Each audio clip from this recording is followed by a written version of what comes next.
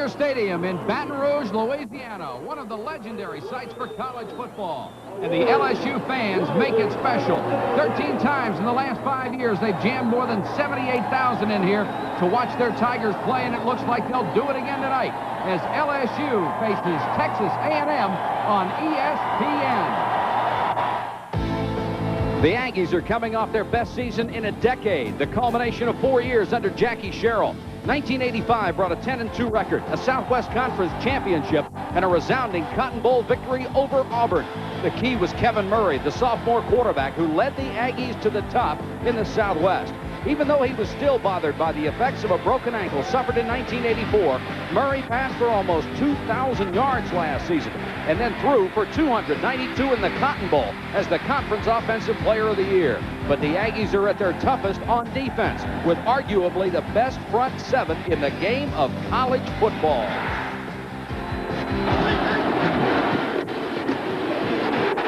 They are so good, in fact, that Jackie Sherrill feels 10 of the 11 will end up in the pros. Defense has been the name of the game for Bill Arnsparger his entire career, and he has worked his magic since the day he arrived at LSU. The Tigers return almost everyone from a unit that allowed just 10 points a game in 1985. The big play man is All-American linebacker Michael Brooks. Anywhere on the field you see the ball, you'll find the 235-pound senior. He'll need to be at his best tonight as the Tigers host Texas A&M.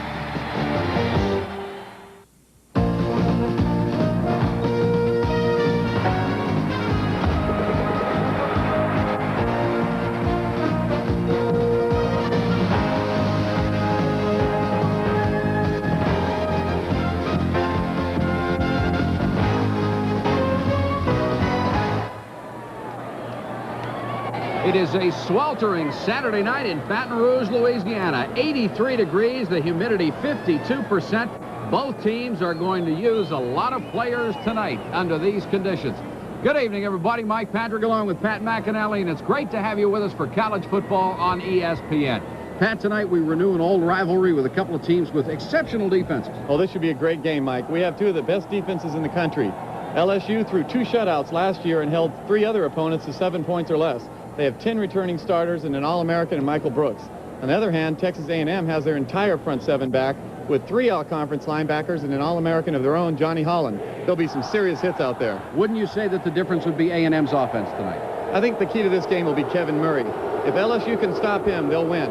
However, if he plays like he did at the end of the year last year, he had 290 yards in the Cotton Bowl alone, I think Texas A&M may ride out of here with a shot at a national title. Could be. Tim Brando will be working the sidelines for us again tonight, but right now, he's the best of all possible places at all those pregame parties.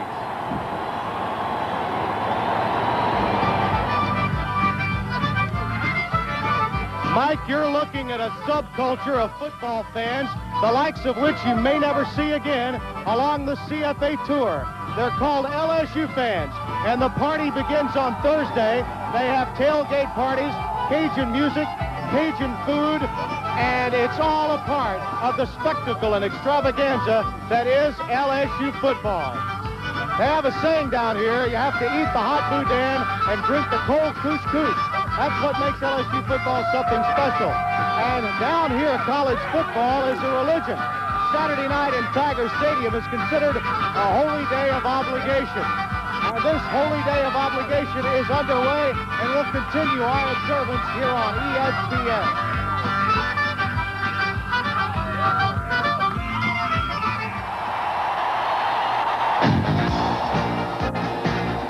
ESPN's live presentation of CFA football is being brought to you by Michelob.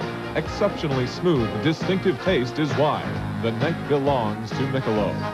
By Allstate, we insure your home, your car, your health, your business, and your life. You're in good hands with Allstate. And by U.S. Armed Services, it's a great place to start.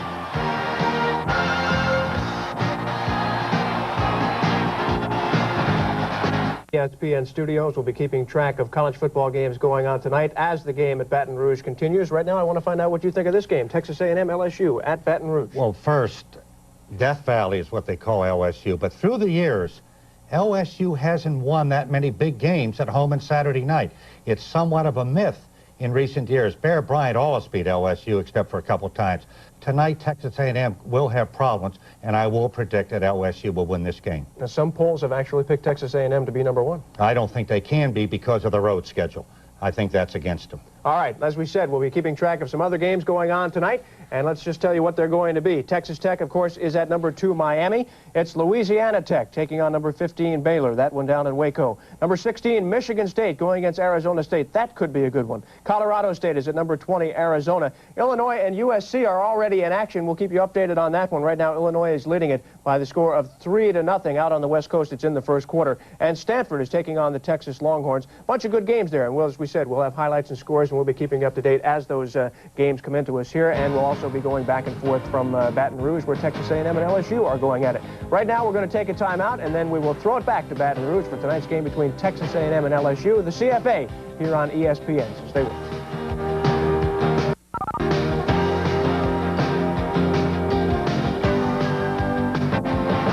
Stadium, where tonight an old SEC Southwest Conference rivalry gets back underway. The highly recruited and much celebrated high school recruit Harvey Williams that came to LSU ruffled some feathers in Aggie country by making that decision. Year in and year out, Louisiana and Texas harvest top high school football talent. Many of these great athletes migrate to College Station or Baton Rouge. In 1958, Tigers running back Billy Cannon led the Tigers to the national title and a Heisman. But 2 decades later, son Billy said no to the Tigers and went to A&M. New York Jets running back Johnny Hector was another would-be Bayou Bengal that went to College Station. The most recent celebrated high school running back is Harvey Williams from Hempstead High School, just 40 miles outside College Station. He has all the tools: great size, speed, quickness, and power. Everyone expected Williams to join former Hempstead teammate linebacker Johnny Holland at Texas A&M. The decision that I will make, the university that Harvey Williams will attend for the next 4 years is LSU University.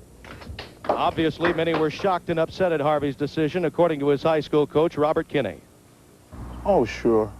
It's a disappointment to a lot of people, his teammates, his classmates, and but we all know he had to make the decision for Harvey Williams, not to.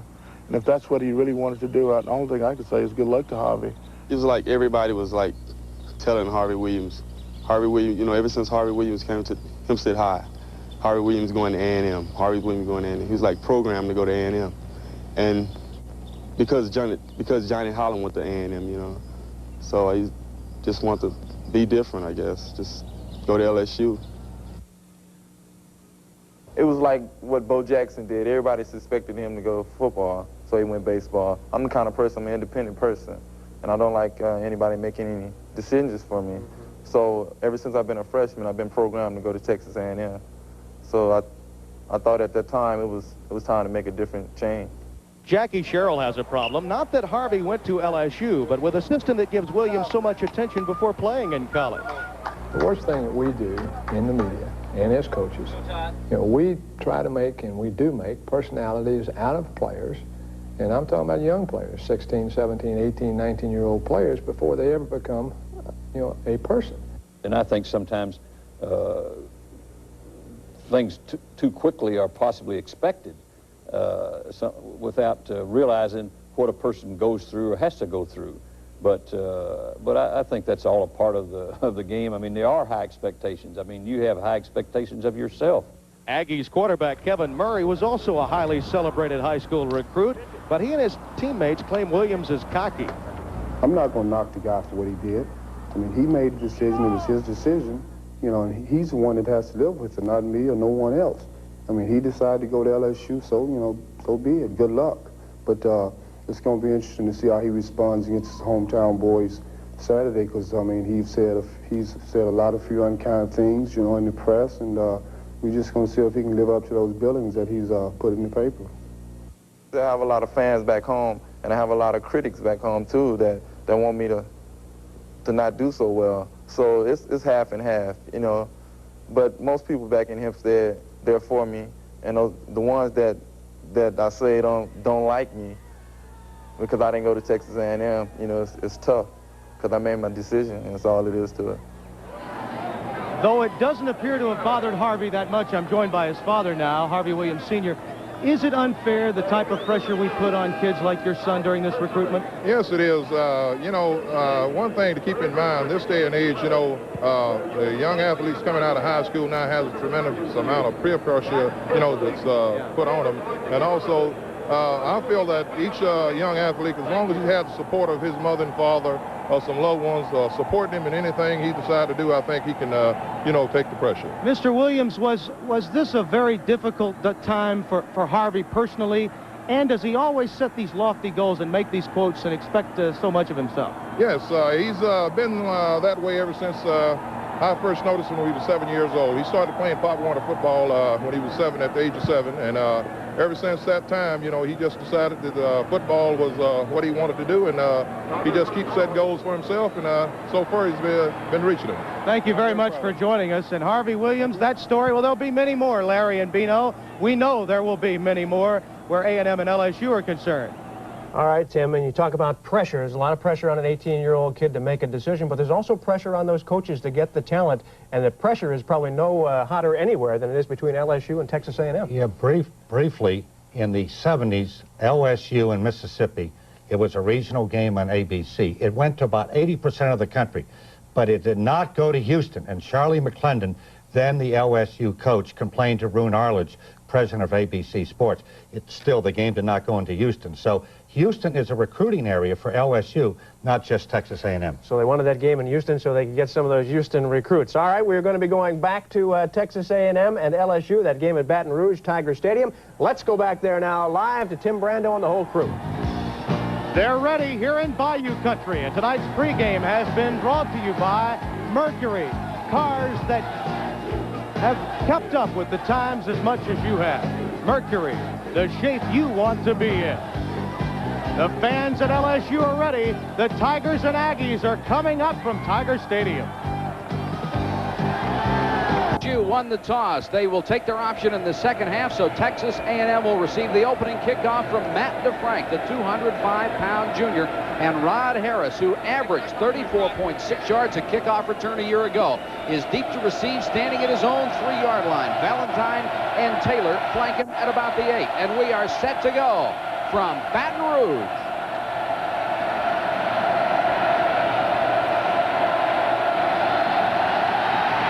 DeFrank with a high floating kick, and Taylor will come up to take it at the 11. Gets it back to the 25-yard line.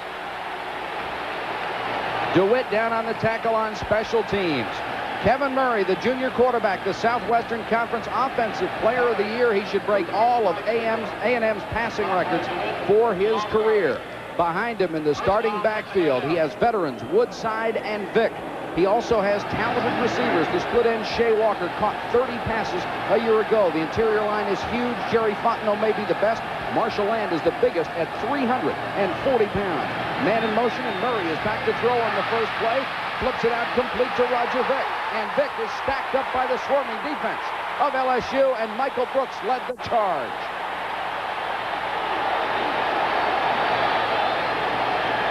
The defense for LSU, the front three is tough. Barbay and Wilson are quality ends. The linebackers are led, of course, by Brooks, the All-American, and by Caston. And it's a veteran secondary led by Norman Jefferson. Second down, 13 yards to go after a loss of 3. Murray gives it straight up the middle to Vick, his fullback.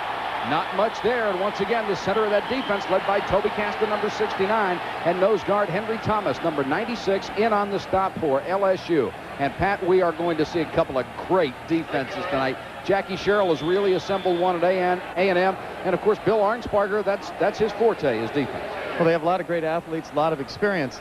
I think in these first two plays, we have an indication of what Texas A&M likes to do on offense. They want to throw the short passes to their backs and run up the middle when they have an opening. Third down, 9 yards to go. They face now. Walker and Harris, the wide receivers, send one man in motion. Nobody back to block.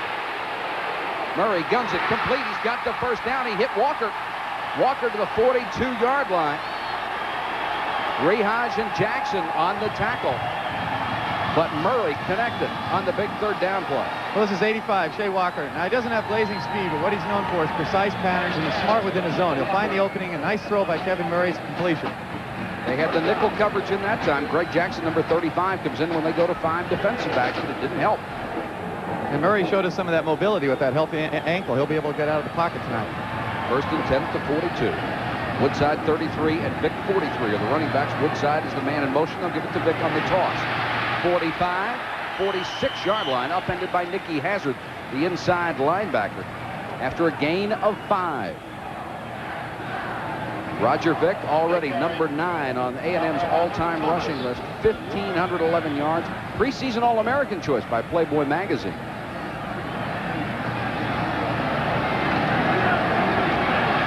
And here are the Aggies. Those are the officers of the day out of the Cadet Corps. They are here with the Yell leaders. Made the trip from College Station.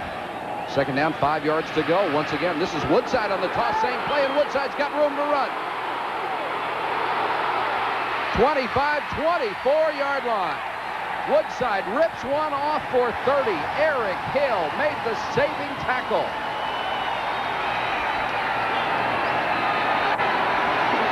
It was a great individual effort by Keith Woodside. He's showing us why he averaged 7.5 yards a carry last year. He breaks out of the line there, and then he cuts across the field. This is where he uses his speed and his blockers. If they'd broken that tackle, he'd gone the distance. Yeah, he is fast. Ball deep in LSU territory at the 23. They'll give it to Vic straight up the middle. Vic will only get a couple at that time. Number 72, Carl Wilson, the first man to get to him. Second team All-SEC selection a year ago. Vic and Woodside will see a lot of action behind Murray.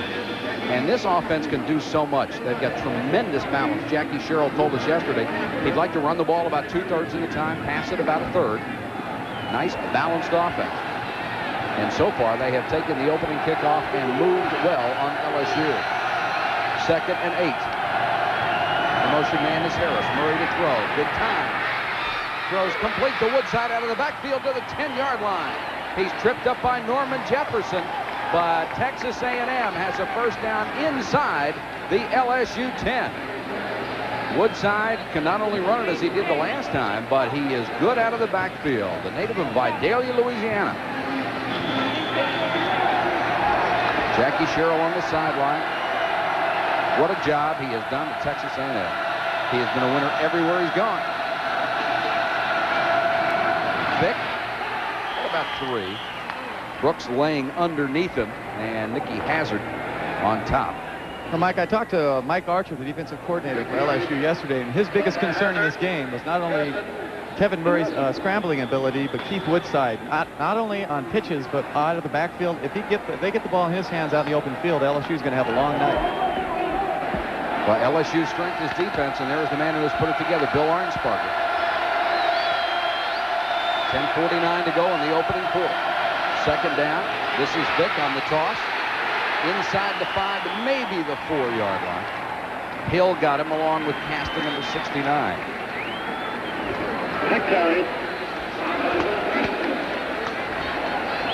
Vic out of Tomball, Texas. Gained 764 yards last year. He was the 2nd leading rusher on the ball club. They, of course, lost Anthony Tony. Vic has carried 5 times so far in this game for 16 yards. 3rd down, 5 yards to go. Murray has a man on the wing, and he wants to throw for it. Guns it into the end zone. Touchdown. A bullet pass to Shea Walker. Kevin Guidry was the closest man to it, but Walker was wide open, and Murray stuck it to his chest. It's a great call and a great throw, Pat. Well, really, it's unbelievable that the defensive back would play this far off. It's just a short little out. Again, Shea has tight patterns. He runs a nice little out pattern. Easy throw, easy touchdown. Had Guidry beaten by 3 yards. Not from the 5-yard line. You can't give up that much room. Slater is on to try the point after, and he's got it. And Texas A&M has shocked LSU with 10:06 to go in the first quarter. It's 7-0 Aggies. Touchdown is good. Westcott winner. Invites you to live the style, performance, and fun of Chevrolet in '86. And by Diet Coke. Enjoy Diet Coke. You're going to drink it just for the taste of it.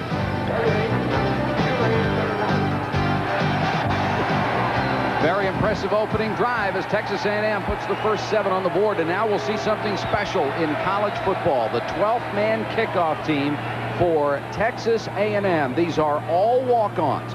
10 of them travel with the place kicker to away games, and in the last 3 years they have just done an unbelievable job. The longest return in 3 years is 29 yards. Nobody's gotten it back to midfield, and usually they say, Pat, there's got to be one guy on kickoff coverage that's crazy.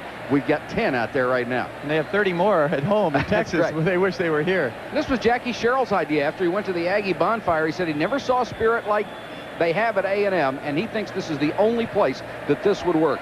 The kickoff by Slater. Low line drive. Taken by one of the up men at the 15-yard line. And he'll get it back about 13 yards to the 28. Not one of Slater's best kicks. Ashley Eddington was the man down on special teams to make the tackle. Willie Bryant was the man who picked it up on the hop. There's Hodson coming out, the redshirt freshman quarterback. For the first play of his collegiate career, he has an above-average arm. He's got a quick release. Got some good backs behind him. Martin and Jones, the starting running backs, but we will see several tonight for LSU, especially with the heat, and we'll find out in a hurry whether Tom Hodson can get the LSU offense cranking, because obviously Texas A&M is going to be able to put some points on the board.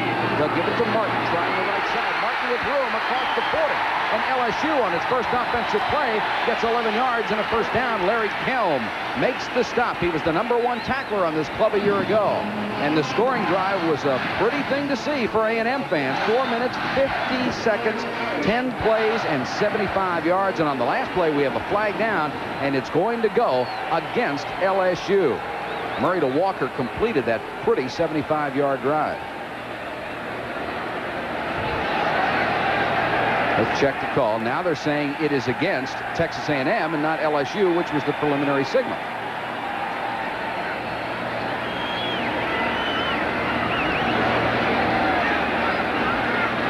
Or possibly they're just trying to see whether it was a first down before they mark it off. I'm not sure. First down and then the penalty is what we understand. And they may have to measure before they walk this one off. Now they're going to give him the first down. Now we'll check the penalty. Complicated life of a referee. And an announcer. It looks like it must have been a dead ball foul then, because they gave him the first down. There was a first down on the play after the ball was dead. Slipping by the offense. First down, 25. Boy, that hurts. Here's the LSU offensive line, or offensive backfield. Behind Hodson, you have Martin and Jones. He's got some good receivers, Davis, McGee, and Kinchin. And the front five is a veteran group led by the very strong Eric Andelson. First and 25. Tough place to put Hodson in, and he wants to come out throwing. Deep sideline is incomplete. Throwing down there for Wendell Davis. Chet Brook was the closest man on coverage for A&M, but it was just overthrown.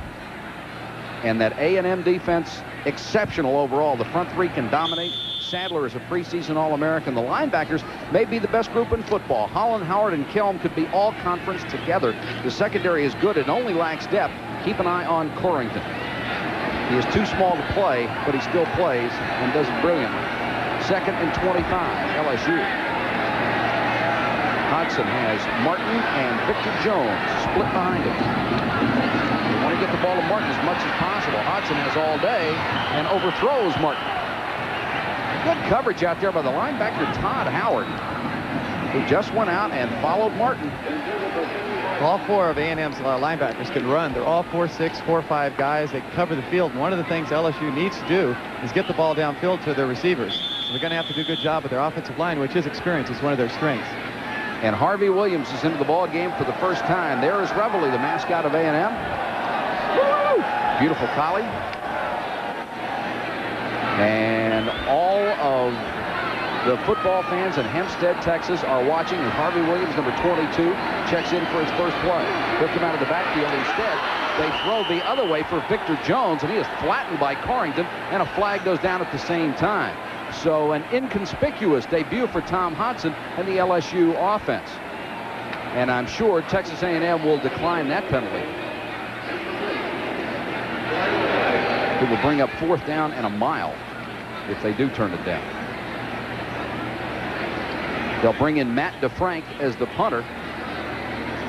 Averaged 38 yards on 44 kicks a year ago. And deep to receive, Keith Woodside, number 33. There's DeFrank.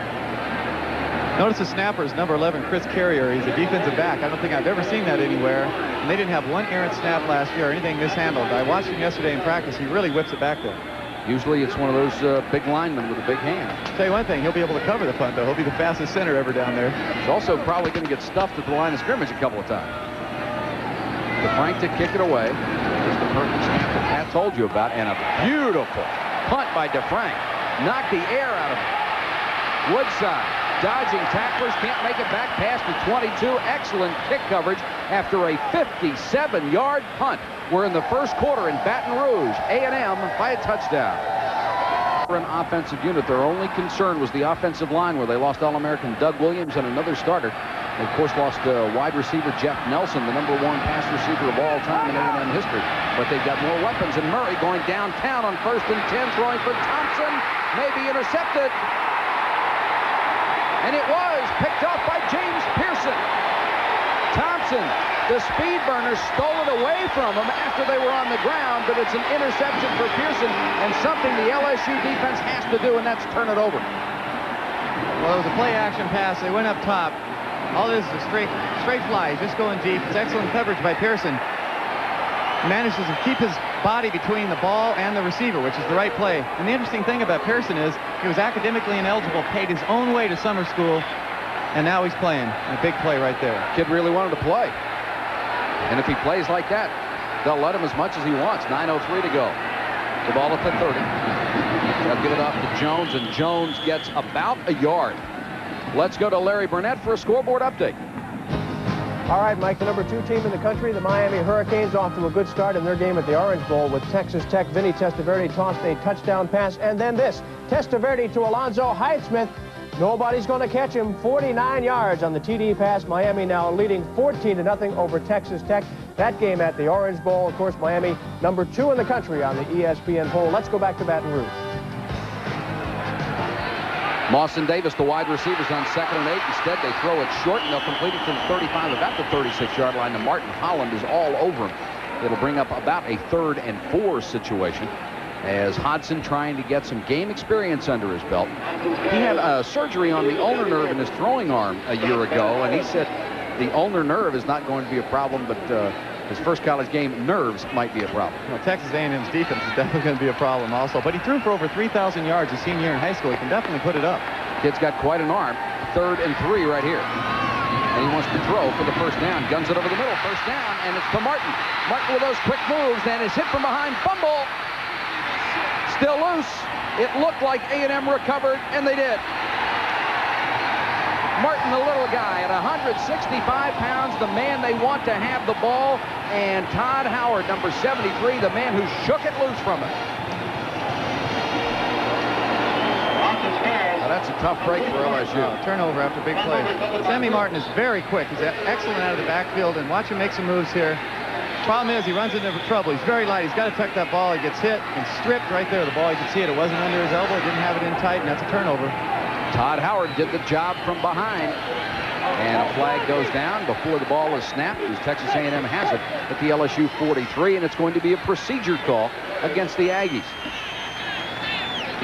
Miami now leading 21-0 as they play tonight. There's Sammy Martin on the sideline.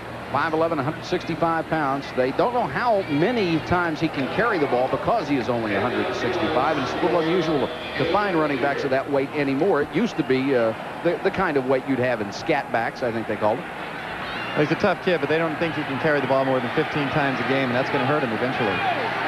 1st and 15, Texas A&M. They'll give it off to Woodside. Woodside hit at the line of scrimmage and swarmed. Henry Thomas, number 96, was right there along with Roland Barbe, an all-SEC selection a year ago, and they stacked him up at the line of scrimmage. It's going to be 2nd down and 14 to go for Murray. Well, Murray's got to feel very comfortable back there as a quarterback. He's only a junior, and he's just going to own every record in the books, and he's done just about all you could do as a quarterback, and he has so many weapons around him. Murray wants to throw. Time against the 3-man rush. Tipped and intercepted. It's picked off by Ron Sancho. A 10-yard return as the sophomore from Avondale took the tip pass and puts LSU in Aggie territory. There's the heartbreaker for a quarterback. He actually hit the receiver in the hands. He didn't get his fingertips over the tip of the ball. They went up, tip drill, picked off by Sancho. Really, those shouldn't go down as interceptions for a quarterback. That's a receiver's fault. He's got to get those fingertips over the edge of the ball and pull it in. That was Keith Woodside out of the backfield, and there is a look at Murray.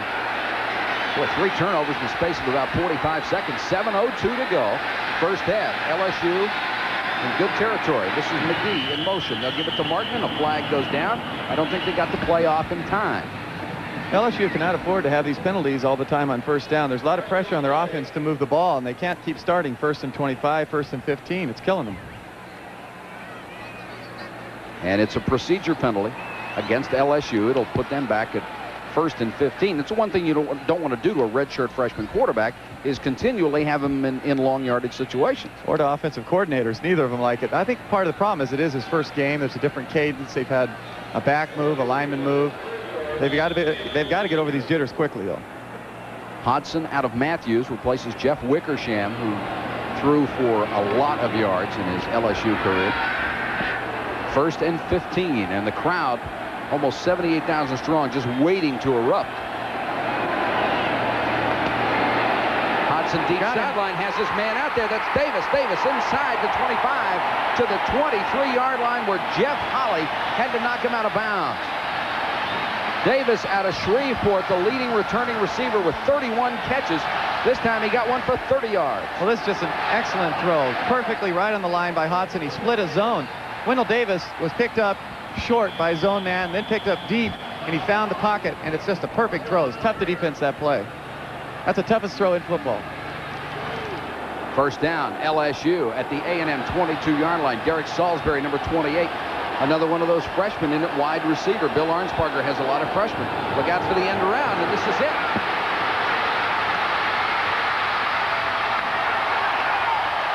They got Salisbury into the ball game and immediately got him the football. A little dipsy-do.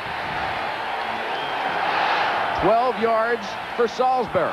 Well, for LSU to win this game, they've got to have some big plays. And end around is one of the big ones. It's very difficult to break this all the way from the 30-yard line, however, because pursuit comes in. But when you pick up 10 yards, that's successful. 1st and 10, LSU. Arnsparger already into the bag of tricks.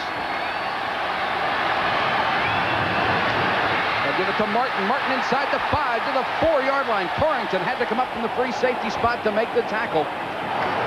Along with Johnny Holland, the All-American linebacker, as Bill Arnsparger watches his team driving for what could be the tying touchdown. If you were Texas A&M's defensive coordinator right now, wouldn't you be a little bit surprised? Well, they were worried coming in. They really didn't know what to expect with two new running backs and a quarterback. And they do have the weapons out of wide receiver. If they can get Sammy Martin to get some successful runs, they're going to move the ball because they have good wide receivers.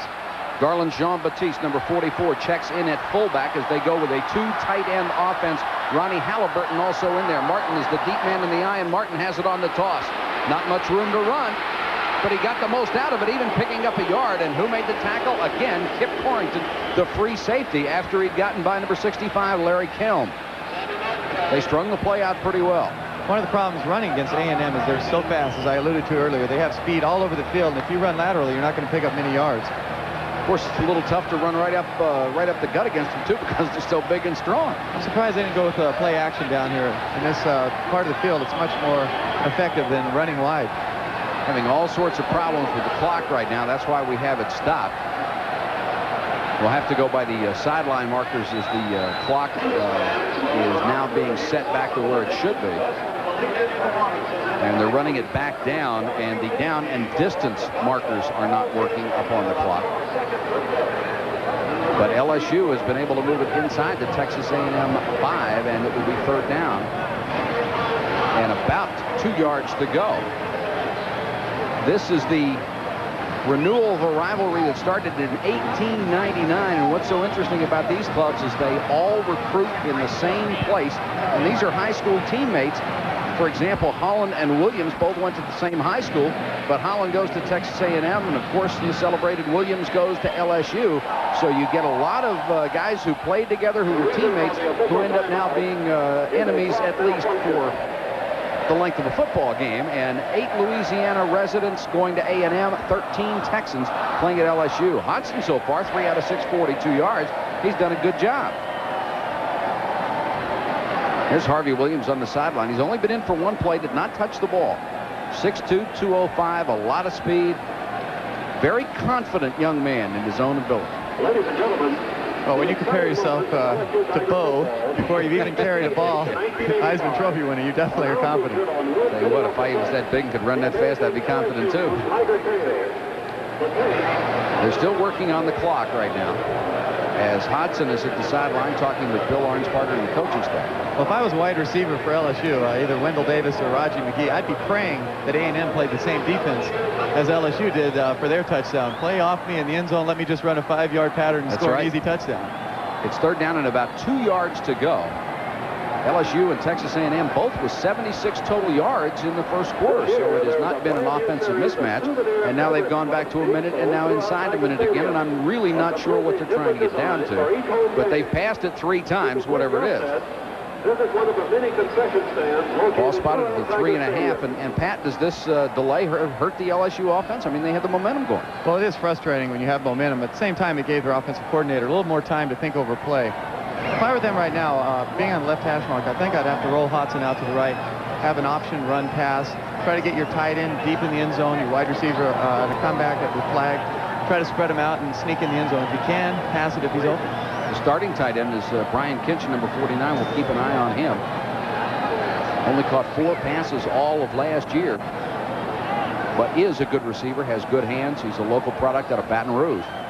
Clock is now down to 6 seconds, and we'll see what they do with it this time. I'll tell you. Well, they've taken it down to 0 again and back up to 5:58 and counting down. They can't stop this silly thing. So we'll check out the clock situation when we come back. It's 7-0 A&M. Comes on, drills this one, and a flag is down. Procedure, LSU, and they'll have to try it again.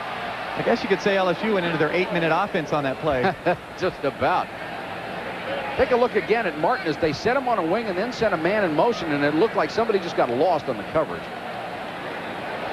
One of the difficulties down in the red zone, deep inside the 10-yard line, is picking up every man. A lot of times the defenders will get picked or they won't be able to stay with the guy, and it's a touchdown. I think that's what happened. He got picked. They'll mark off 5 yards against LSU, so this is now a 25-yard extra point by Ron Lewis, the junior from New Orleans. And 5 yards made no difference at all. He pumps it through. And with 6:06 left to go in the first half, we've tied it up, and there is after he threw the first touchdown pass of his college career. USC playing at the Coliseum. The Trojans have gone ahead in that game. Illinois led 6-0 on 2 Chris Ciambico's field goals. 3rd and goal here for the Trojans. Aaron Emanuel takes the handoff. Little second effort gets him over for the touchdown. The point after touchdown was good. 7-6 now. USC leading. That game is in the 2nd quarter. Let's go back to Tiger Stadium in Baton Rouge. Thank you very much, Larry. We've got a beauty here. 7-7 first quarter. Approximately 6 minutes to go in the first period. And there's Matt DeFrank, who will kick it away. Rod Harris standing at his own 3-yard line. So LSU has answered the one question that a lot of people had about this ball club. Can they move the ball? And if that drive is any indication, yes, they can. DeFrank's first kick only got to about the 11-yard line, as we kick off from the 35, of course, in college this year. Got more of this one. Taking it to 5-yard line. Back up to about the 22 goes Anthony Taylor, one of the up men on kick coverage after a 17-yard return. And the scoring drive for LSU took only 56 seconds, 5 plays, 48 yards, and Hodson got his first touchdown pass of his college career. That's got to make that young man feel a lot better. Texas A&M will come out and start from its own 22.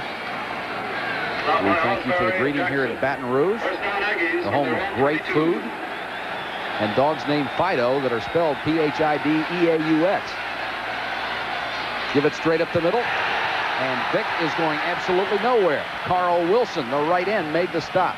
Well, one thing A&M has to do, they have to get a drive here. I don't care how confident you are as a quarterback, and Kevin Murray is a confident athlete. He's had 2 interceptions, both of them questionable type interceptions for quarterback, but he needs to move the ball right now. Texas A&M will face a 2nd and about 8, and the scoreboard has just stopped functioning altogether. Vic and Woodside are the running backs. This is Woodside across the 25, 26, maybe 27-yard line. Carl Wilson, number 72, and Henry Thomas, number 96, in on the stop. We talk a lot about A&M's linebackers, and they have some great ones, but LSU has, of course, Michael Brooks, but Toby Caston's very underrated, and the other guys, Eric Hill beat out Ron Sancho, who had made All-America as a freshman last year. That's right. They are loaded on defense, both clubs, but the offenses are so good right now that they have both scored in the first half. 3rd down, about 5 yards to go. And Murray wants to throw against a 3-man rush. 8 men back in coverage, dumps it off to Vic, his fullback, gets to the 32, tripped up by Nicky Hazard, and depending on the spot, he is very, very close. One of the key matchups in this game will be number 77, Marshall Land. He's huge. And he's going to be going against Roland Barbe, also number 77. Right here, he takes him on, but that's definitely holding. Got away with that one, but I know that they're very concerned about him doing his own. He's got to hold his own. Land's a great story. Signed with Texas Tech, did not play there, went to junior college for a couple of years, came here, has been up to 392. Right now, he is a svelte 347 at 6'6". All in all, a guy is big enough to have bolts in his neck. 1st down and 10 for A&M. And they'll toss it to Woodside. No, sir. Chris Carrier was the last man to get there, but Darrell Phillips, number 62, and Roland Barbe and Nicky Hazard were all there on the tackle. Land, even though he has only played 17 snaps last year, has pro potential, according to Jackie Sherrill. He has very quick feet. They're very impressed with his ability to move his feet at that size. I'll tell you something. When he ran for ASB president in junior college, the guy was 380 pounds. Would you have voted against him? No, sir. He's going for his master's and PhD in sociology. So if you were afraid not to vote for him, he can still talk you into it. Murray's back to throw over the middle. Hits Thompson. Gets across the 40. He'll be shy of the 1st down. Hazard again in on the tackle. He replaces the only non-returning linebacker, Sean Burks, who was the #1 tackler on the club a year ago. A&M's bread and butter are short control passes to their backs or the receivers underneath. That's why I was surprised to see him go up top early and they had that interception. I'm sure they'll return to that type of offensive thinking, the short stuff. Rod Bernstein, number 29, has not caught a pass, and they like to use him in that control passing game. He caught 6 in the Cotton Bowl. Well, that was one of the keys to that game, was he really opened up the rest of the receivers in the running game, and I know they want to get the ball to number 29, Bernstein. LSU has called a timeout, and again, we apologize for the fact that we cannot give you the time remaining in the quarter. The scoreboard clock has not been working for several minutes, either on down and distance most of the time or the time left. We told you a minute ago about Sean Burks, who was lost to the Texas A&M defense. Neither of these clubs lost much on defense. Texas A&M did lose an outstanding player, Domingo Bryant, in the secondary, but their biggest losses came in wide receiver and running back, and an All-American offensive lineman, Doug Williams. LSU lost a big chunk of their offense with Dalton Hilliard, Gary James, and Jeff Wickersham, both running backs and the starting quarterback. But apparently Bill Arnsparger wasn't trying to do a number on us when he told us, hey, we've got some talent back there. We can still move the ball. Hey, he scoffed me when I said, you've got a young backfield. Are you going to go conservative tomorrow night? And he said, no, we like the people we have. We have confidence in our quarterback, and our running backs played a lot last year. They didn't run up a lot of stats, but we're confident they can pick up the blitzes and they can run the ball, and I think he's right. It is a Saturday football night in Baton Rouge, Louisiana, where they love their football as much or more than anybody in the country. Murray has not had a pass hit the ground yet. 5 teammates have caught it. 2 LSU players have caught it. 3rd down and about 2. Big play here, Murray on the option. Got it back to Woodside. Room to run. Got to the 45-yard line. Diving tackle by Eric Hill. who saved an even bigger gain, but it's going to be a first down for the Aggies of A&M. Woodside really came on at the end of 1985. The young man has some speed and moves, and Jackie Sherrill has filled this team with quality athletes. And that's what you have to consistently win programs. And look at this. Their average on first down only 1.4 yards, but it's early. First and 10, A&M. Murray, four-man rush this time, quickly over the middle. Complete to Bernstein. They finally got the tight end the football, and he's into LSU territory at the 36, where Steve Rehage had to make the tackle, the strong safety. Well, Rod Bernstein is a big part of this offense. I know in '86 they want to get the ball to him early in the games. They want to open up the defenses with him underneath because he can really run. He was a running back in high school. He sure held the ball loose there, didn't he? He looked like a running back right there. 20-yard gain. Bernstein averaged 13.9 a catch a year ago. First and 10, Texas A&M. They'll send Thompson out to the far side as a wide receiver. Give it to Vick. Vick down to the 30, driven out of bounds. Good hit down there by Pearson. Let's check in the studio with Larry Burnett for a scoreboard update. All right, gentlemen, let's check in on some games that are in progress tonight. First of all, Texas Tech going at number 2 Miami. That game in the Orange Bowl. The Canes lead at 21-0. It's in the first. Also in the first, number 15 Baylor. A scoreless tie now with Louisiana Tech in the first. In the first quarter, it is number 19 Arkansas on top of Mississippi. The score there is 7-0. And USC is leading Illinois 7-6 in the second. Let's go back to Baton Rouge. Second down, about 3 yards to go. Murray looks like he may be changing the play, puts Woodside on a wing, wants to throw the quick pass near side, and completes it out there to Shea Walker. And Walker is inside the 25-yard line for another first down. Caston was over there to make the tackle along with Chris Carrier, but it's enough to get the first down. That's a veteran play by the quarterback and Shea Walker. They worked a lot together. They saw what appeared to be a blitz look. They just audible down to a quick little hitch pattern, easy completion. But the penalty will nullify the play as it goes against A&M, and Jackie Sherrill's not going to be happy about that. We were talking to Jackie yesterday. He is not shy or modest about the people he recruits. You were talking about how great his athletes are. Remember, he told us yesterday that everyone but one player on his first 20 defensive players would be in the NFL within a couple of years. Well, I think he said 10 of the starting 11, and then started pointing at backup guys and said they'll be in there. And of course, I don't think coaches are going to say that if they don't really believe it. And I'll bet you that Jackie Sherrill's right. I bet those guys end up there. I know one thing: he doesn't have to pay the contracts. Second down, 9 yards to go. Ira Valentine checks in at fullback for the first time. He's number 42, and he'll get the ball on the draw. Valentine to the 30, 27-yard line. Lawrence got a piece of him and knocked him down. Carrier was over to help out. Valentine out of Marshall, Texas, a senior, 200 pounds. Carried the ball only 30 times last year. Fastest guy in the team. He runs a 4.42. We're getting down to field goal territory, and it might be a problem for Texas A&M. The regular place kicker, Eric Franklin, is out with a stress fracture in his foot.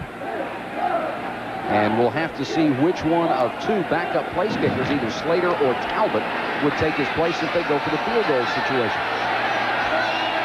Third down, about 2 yards to go.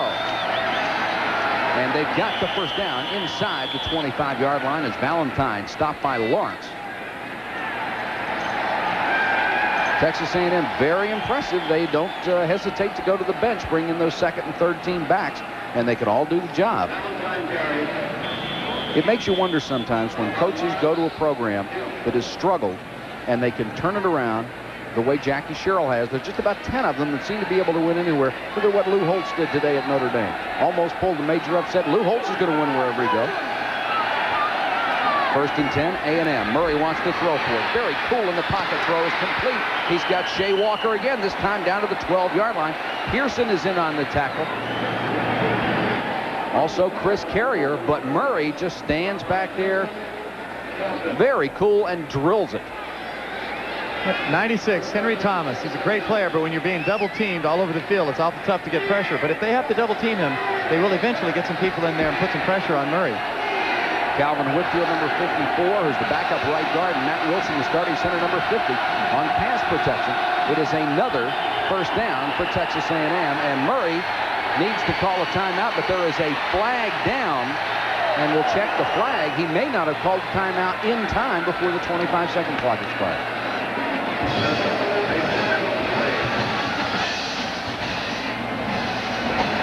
And it's a procedure call against A&M. And they've got the timeout on top of it. And now they're explaining it to Jackie Sherrill. Jackie Sherrill, when he was talking to us yesterday, was so excited about the tradition at Texas A&M and the spirit of the school, the things he saw when he went down there. And it's nice to see somebody happy where they are. Well, there was a lot of tradition there, a lot of crazy people there, but the reason they're winning on the football field now is he recruits athletes as well as anyone in the country. Sure. He can look at a high school kid and he'll find another position for him. And I think that's what makes him a winner. Well, he took a couple of people that were not linebackers, made them linebackers. Somebody like Holland has only played there 2 years, and Jackie Sherrill says for the 2 years he's played there, he's been the best linebacker in the country. The All-America linebacker, and he was a high school quarterback, and then they moved him to free safety, and they found a spot for him at linebacker, and he's one of the best in the country. That's foresight. One thing A&M has been able to do so far, Pat McAnally, is control Michael Brooks. He's not made the big play against him. No, we have not heard his name much.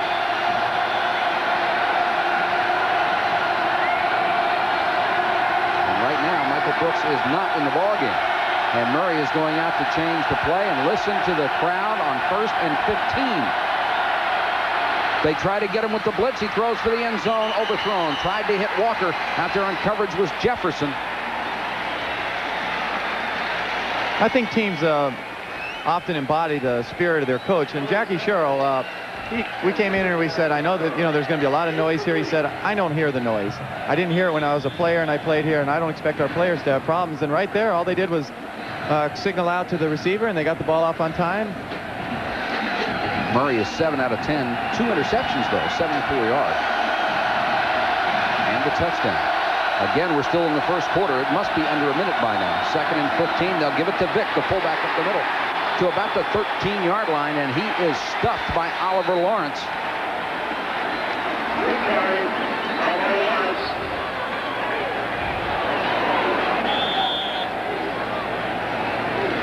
Lawrence splitting times with Nicky Hazard at that inside linebacker spot. One thing LSU came into this game knowing they were going to have to do is take away those short passes. And the way to do that is to play a man coverage with your 5 underneath your linebackers.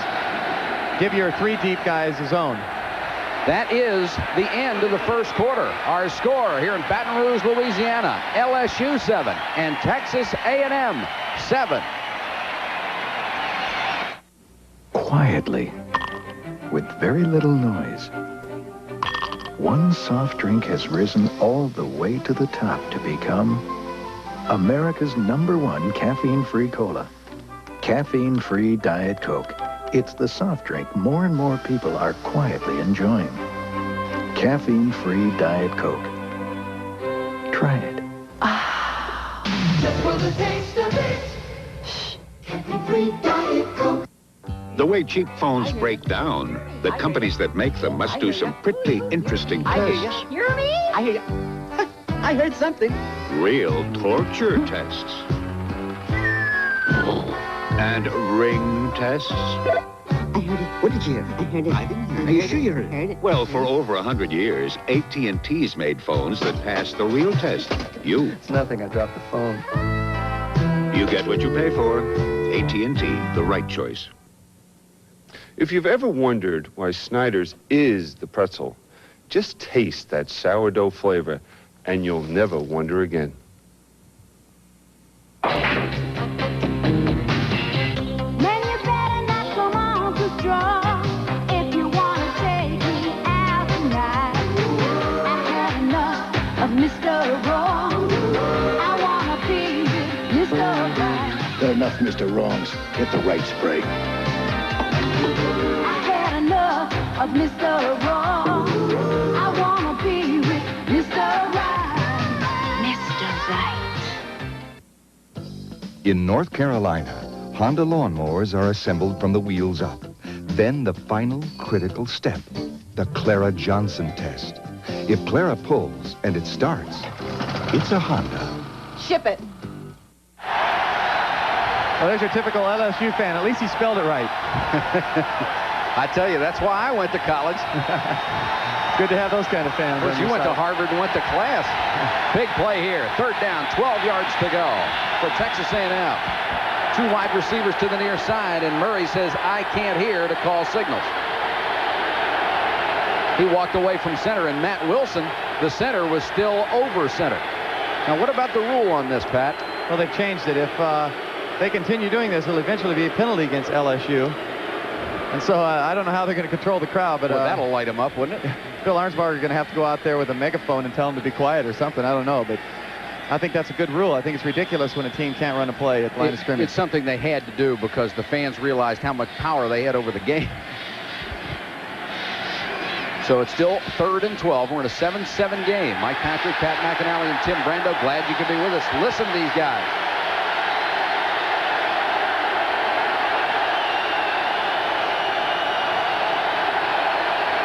Murray to throw all day over the middle. Touchdown. Rod Bernstein, the tight end, covered by Jefferson, but not well enough, and Murray drilled it. Boy, is Murray something. Well, it's not bad having a tight end that can run like Rod Bernstein. As we mentioned earlier, he was a running back. He's really fast. This is unusual for a tight end. He's out a wide receiver. He releases outside, and now he'll just run across the middle of the field. Murray finds him with an excellent throw. It's very difficult to defend a tight end when he's out a wide receiver. It really confuses him. Scott Slater on to try the point after, knocks it through. Murray, 8 out of 11, 2 touchdowns, 2 interceptions, 87 yards, and Texas A&M, on the strength of his arm, has taken a 14-7 lead. Tonight's game between Texas A&M and LSU is being brought to you by AC Delco, the smart parts.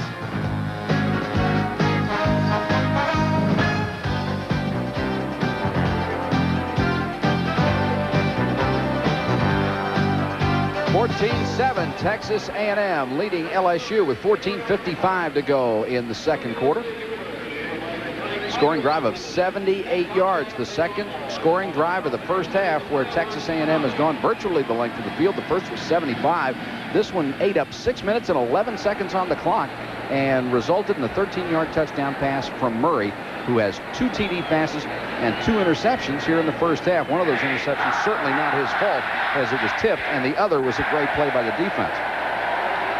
Well, as we said before that drive, receiving team. I'm sorry, Pat, go ahead. As we said before that drive, I think it was important for A&M to reestablish themselves. They were able to mix up the run and the passes, and they brought Bernstein in. And the next time they get the ball, I think it'll help Vic and Woodside on the runs. If you got a tight end that's getting open, it really opens up the defense. This is Tony Moss, the young man, the redshirt freshman out of Bossier City. He goes back with number 33, Eddie Fuller, who is standing at the near sideline to await the kick of Scott Slater and Texas A&M's 12th man kickoff coverage team. These guys could be the best coverage team in all of football, not just college. I mean, they don't allow anything.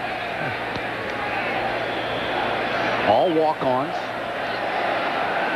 and they just love the chance to get down there. Moss at the 10. Got some room outside if he can make it, but he's tripped up at the 17-yard line. Ronnie Glenn, number 9, the man who got him. And they just cover those kicks beautifully. Now let's see this touchdown again. And this play, Kevin Murray has all day. You give a veteran quarterback this much time to look over the field, he's going to have a touchdown. That's exactly what he did. He found Rod Bernstein wide open in the end zone, hit him right in the numbers, easy score.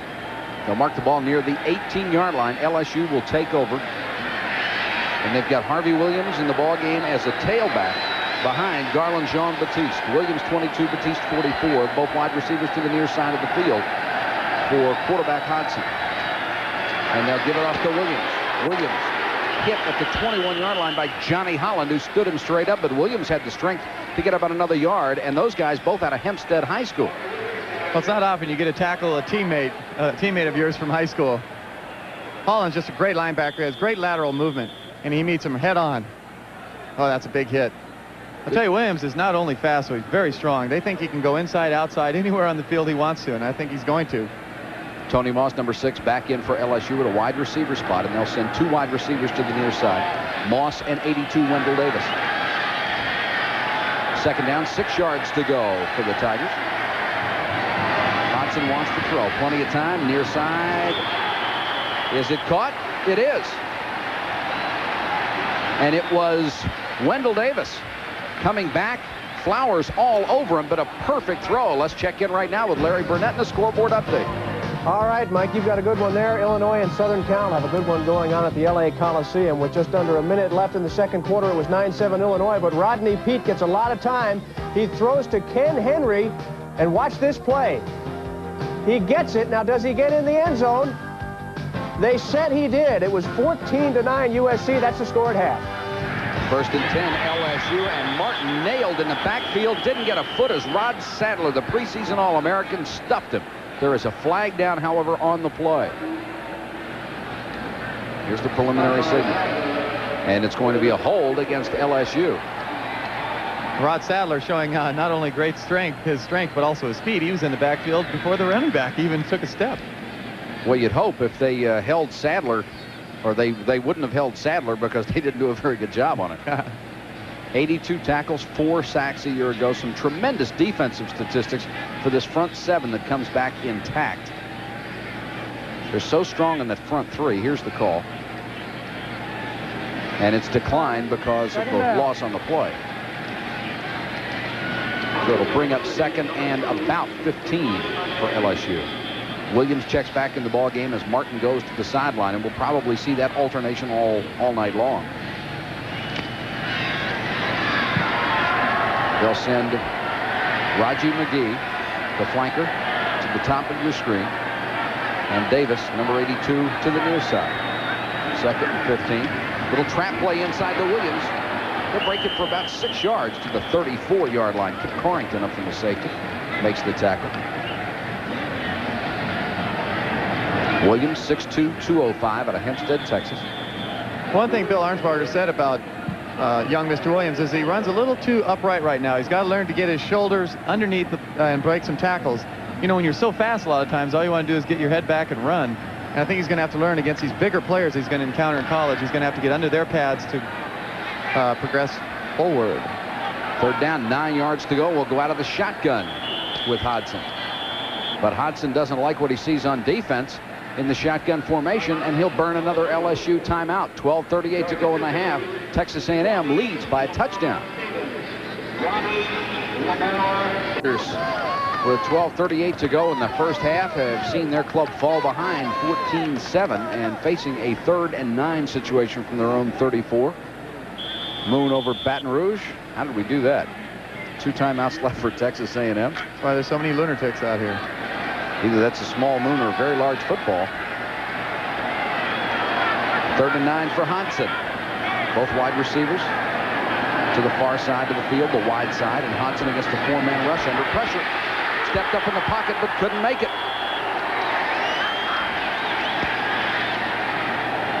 And he is dropped on a blitz by Adam Bob, who comes into the ball game, who was supposed to be wearing number 24, but is out there in number 23 right now, the sophomore linebacker.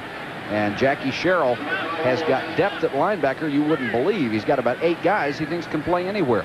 Matt DeFrank will go back to punt it. And Woodside is deep to receive at his own 33. DeFrank not as high this time, and Woodside lets it bounce. And it rolls inside the 30-yard line. Woodside may have made a mistake on that one, letting it hit, but he got away with it. It did not take a big bounce. Texas A&M 14, LSU 7. Back in a moment. Tiger will have to turn around and go back on defense with 11:51 to go in the first half. Texas A&M's football at its own 31-yard line, leading 14-7. Murray has the backs in the eye, and he'll give it to Woodside, who is leveled. Carl Wilson planted him in the backfield. What a shot. Well, Keith Woodside had a nice welcome into LSU territory right here. Carl Wilson's very underrated. He was an honorable mention All-America last year, and he was hurt most of the year. He was a sophomore All-America the year before, and he's going to have a big year. He definitely introduced himself. Well, Woodside doesn't underrate him, I'll guarantee you that. 2nd and 11 as they had a loss of a yard. Harris, the man in motion. Big pressure on Murray this time. They chase him out of the pocket. He throws sideline complete to Woodside. 46-yard line of LSU. Brought down by Nicky Hazard, the linebacker. And the officers of the day out of the Corps of Cadets are really enjoying it for Texas A&M. Boy, Murray is just really cool. You chase him out of the pocket, it doesn't seem to bother him at all. That's the thing. Kevin Murray has a healthy ankle now, and he rolls and he buys himself some time. Woodside's waving both arms. He wants the ball. He catches it, breaks inside, picks up another 15, 20 yards. 24-yard gain on that play. 1st and 10. They'll give it to Valentine on the toss. Valentine slips as he crosses the 45. Got to about the 43-yard line. Steve Rehaj on top of it. Nobody knows the frustration of being so wide open that you have time to wave your arms, and so seldom do you get the ball. I know Keith Woodside is thanking his lucky stars that Murray found him and hit him with that ball. Now you get the feeling Murray is going to find the open receivers. He's got a lot of time. LSU is going to have to start blitzing. They can't let him sit back there and pick him apart. Which is one thing they've done so well with Brooks in the past. They've not been bringing him a lot. They've stopped the running game, but they're not stopping the passing game. 2nd down, 7 yards to go here. Valentine and Woodside the backs, and Murray gets it out to Valentine. Nice move inside the 40 to about the 36-yard line. Rehaj again on the tackle. Out of Metairie, Louisiana. He's had a busy night so far. Valentine made that first quick little move, got him another 6-7 yards. Well, this shows the depth of Texas A&M. I heard Valentine's a backup receiver, and here he comes against Michael Brooks, consensus All-American. He just faked him right out of his uniform. That's a great move. Well, you get by Brooks, you're not only good, but you better be thankful, too. 1st and 10, Texas A&M. Woodside, the man in motion. They'll give it to Valentine, the remaining back, and Valentine stuffed at the line of scrimmage. Toby Caston, number 69, a linebacker who does not get a lot of attention. Sometimes you have somebody like Michael Brooks, who is such a great player and gets the attention, and somebody like Caston, who makes a lot of tackles, doesn't get much. He had 99 tackles a year ago. Darrell Phillips now checks in at the nose guard spot as Bill Arnsparger and Jackie Sherrill both alternate personnel on a hot night in Baton Rouge. 9:27 and counting in the first half. Texas A&M facing 2nd and 9 from the LSU 34. Murray, here comes the pressure this time, and he unloads. Incomplete. Good coverage as Harris was blanketed by Jefferson. And there is, the way the crowd was reacting, I thought maybe there was a flag down, but there is not. And Murray got leveled. One thing they haven't been successful on is throwing these fly patterns. They've had some nice coverage by the cornerbacks. This ball's up for grabs. It's anybody's ball. That's not interference. Harris reached out there at the end of the play with that left hand and sort of slapped at Norman Jefferson. Maybe that's what the crowd wanted. Any good receiver will do that, though. 3rd down, 9 yards to go, and Texas A&M with a very balanced attack. And they picked up most of the yardage in the air. Here's a big one on 3rd and 9. Murray has Valentine remaining, and Murray wants to use another timeout. It's surprising that a veteran quarterback is going to have to use a timeout like that. When you're facing Bill Arnsparger's defense, though, he's so creative. He'll put people all over the field. He's going to confuse, no matter how experienced a quarterback is. I don't care if you've been in the pros 15 years. He can fool you. Got another scoreboard update. Let's go to Larry Burnett. All right, it is turning into a rout at the Orange Bowl in Miami. The number 2 ranked Canes have already gotten 3 touchdown passes from Vinny Testaverde, and he shows a little more versatility here as he can't throw the ball, so he decides to run 12 yards, and watch the official in the end zone at the end of this play here. Oh, yeah, up close and personal, 28-3. Miami leading now. That game is in the 2nd quarter at the Orange Bowl in Miami. Let's go back to Baton Rouge. The Canes are tough. So are both of these ball clubs. Texas A&M under Jackie Sherrill, LSU under Bill Arnsparger. Right now, A&M facing a 3rd and 9 situation. And in those situations so far in this ball game, they have been 3 out of 4 on those conversions. And Murray has just had an exceptional first half, already 10 out of 14, 119 yards, 2 touchdowns. He did have those 2 interceptions. 3rd and 9, they'll send Mickey Washington into the ball game. He's the flanker to the near side as they go to a double wing. Murray under some pressure over the middle, complete to Harris. Harris inside the 25 to the 24-yard line. Jefferson on his back. But depending on where they spotted it, looks like a first down for Texas A&M.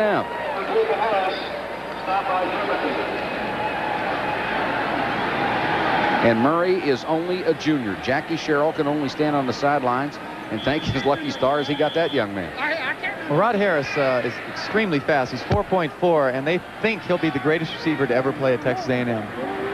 He's got a chance to break the reception mark. He needs 35 this season.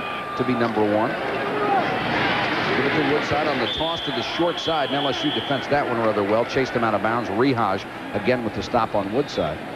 One thing that surprises me right now is LSU has really stuffed all the runs. Most of the runs. There have been very few big plays, and A&M's been forced to almost throw as many times as they run. And Jackie Sherrill likes to have it at a 2-to-1 ratio. As we said, 65% run, 35% pass.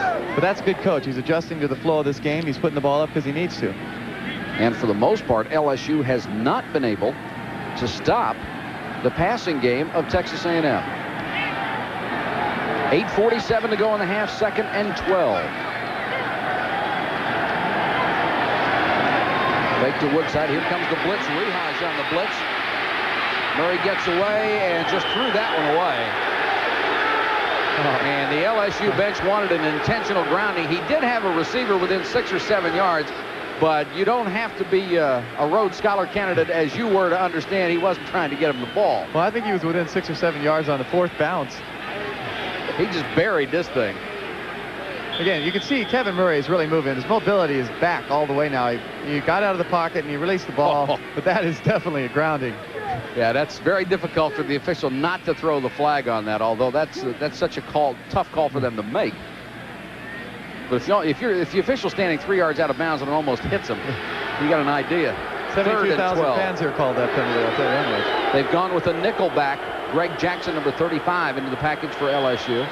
And now we've got another timeout for Texas A&M on 3rd and 12. LSU's been able to take all their timeouts away simply with the way they're aligning their defenses and they're covering people. They're confusing Kevin Murray, although when they give him time, he's finding the right guy, but they've thrown away all their timeouts. Now, what has LSU been able to do on the last couple of plays that are differently to put some pressure on Murray? Because for such a long time, he was just able to stand in the pocket. Well, one thing that's going to hurt A&M's game plan is if they aren't able to run the ball, LSU is going to start coming after them, not only on the defensive line, but also with linebackers. With 8:38 to go in the half, let's check in with Larry Burnett and more scores. Larry? All right, Mike, time to check in on some Southwest Conference scores. Games in progress. Number 15, Baylor is on top of Louisiana Tech. That one's in the 2nd quarter. Number 19, Arkansas, also leading 14-0. This one over Mississippi. It's in the 2nd quarter.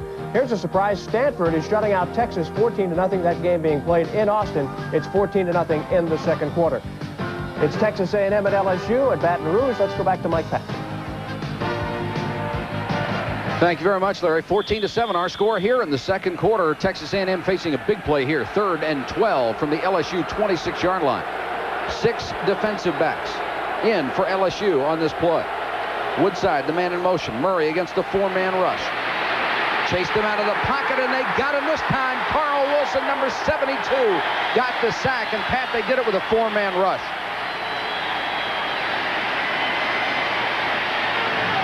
Well, when you have confidence in your secondary, and LSU does, you're able to rush with just 3 or 4 guys and put pressure even in passing situations. I said earlier, Carl Wilson is a very underrated player. He's fast, and he's very strong. And you saw his pursuit right there. I think he has a good shot to make All-America this year. Craig Stump, number 9, comes in. Now, remember, Stump is a backup quarterback. He will come on to punt, and in this situation, he usually moves up under center. He will have the option to run a play. And now he'll back out and punt the ball. Norman Jefferson is the deep man. And Stump just hangs it up there, trying to get it to bounce backwards for him. Hit at the goal line, it goes in. There is a flag down on the play. On 4th and 23, we'll check it out for you. 37-yard kick. And it's a delay. Now, if you're LSU, do you take it, make him kick it again? Oh, no, you take that ball at the 20-yard. I would take the ball at the 20-yard line. Why give him another shot to put in the Falcon corner? Put it down inside the 5. Doesn't look like they've made up their mind yet, although the officials are bringing the ball back to the line of scrimmage.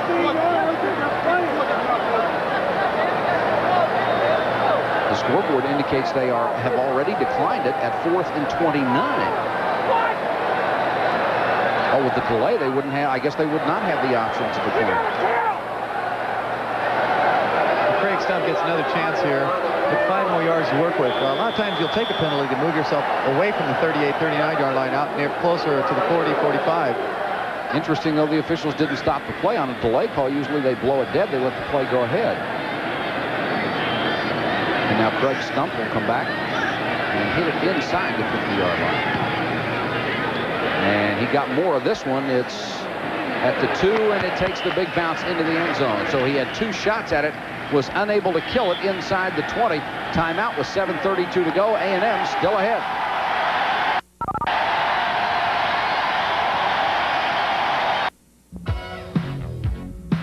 Plantation Oaks Apartments, located across from Post Oak Mall for convenient shopping. We're on the shuttle bus run just minutes from A&M. 3 laundry rooms conveniently located. And for your protection and convenience, on-site security and maintenance. There are 3 different floor plans that you... LSU with the football, excuse me. Well, Mickey Guidry is in a quarterback right now, and they had decided before this game that it was not a reflection on Tom Hodson. They were going to put him in the first half. They want to give him some time. They think he deserves to play. 3 out of 5 last year, as you saw, and he gets the ball in a tough situation at his own 20-yard line. Play action fake, and Guidry throws. First down, complete to Davis. Davis across the 30, and they'll mark it right at the 30. Chet Brooks out in the vicinity, but Guidry comes out and guns the first one for a 10-yard gain. 1 for 1 is the way to start. One thing LSU needs to do, in the games they won last year, they were able to get the ball to Davis and McGee outside. If they can't get the ball downfield, then their running game is going to get stuffed. And right now, they've been able to get the ball there. Got Derek Salisbury in the game. Remember the last time he was in there, he got the ball in the end around. You wonder why quarterbacks wear big wristbands. A lot of them have the plays on them anymore. 7:26 to go in the half. It is a 1st and 10. Martin got about 4 that time, stacked up at the 34-yard line.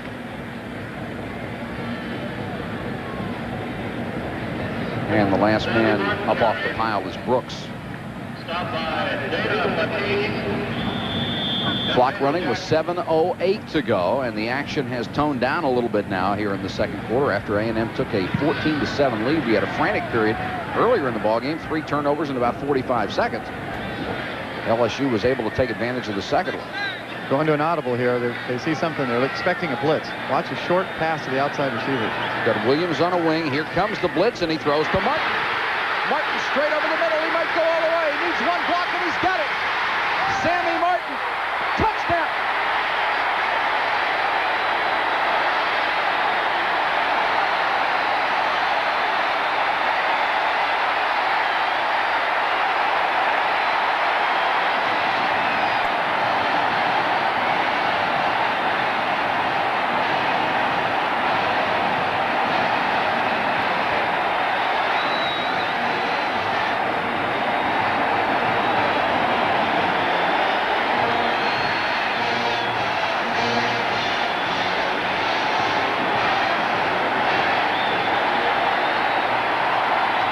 What a job by Sammy Martin as the conversion is good to tie it up, and Mickey Guidry changed the play at the line of scrimmage.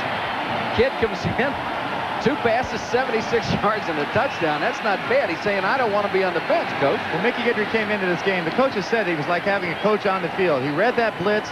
The 2 outside receivers ran short patterns, and it's off to the races for Sammy.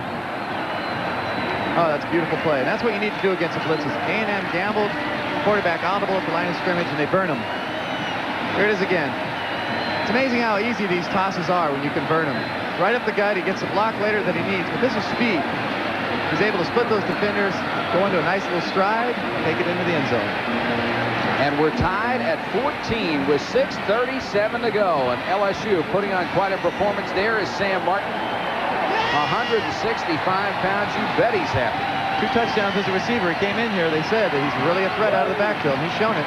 They want to get him the ball at every opportunity. He has 82 yards on 4 catches. And hit a couple of passes. See you later. Both of their touchdown drives have been under 1 minute. That's a way to do it. And there's Sam Martin being congratulated on the sideline. Sylvester Morgan in at tight end for Texas A&M, number 89. He's a junior. Back up to Rod Bernstein, and Murray gives it straight up the middle.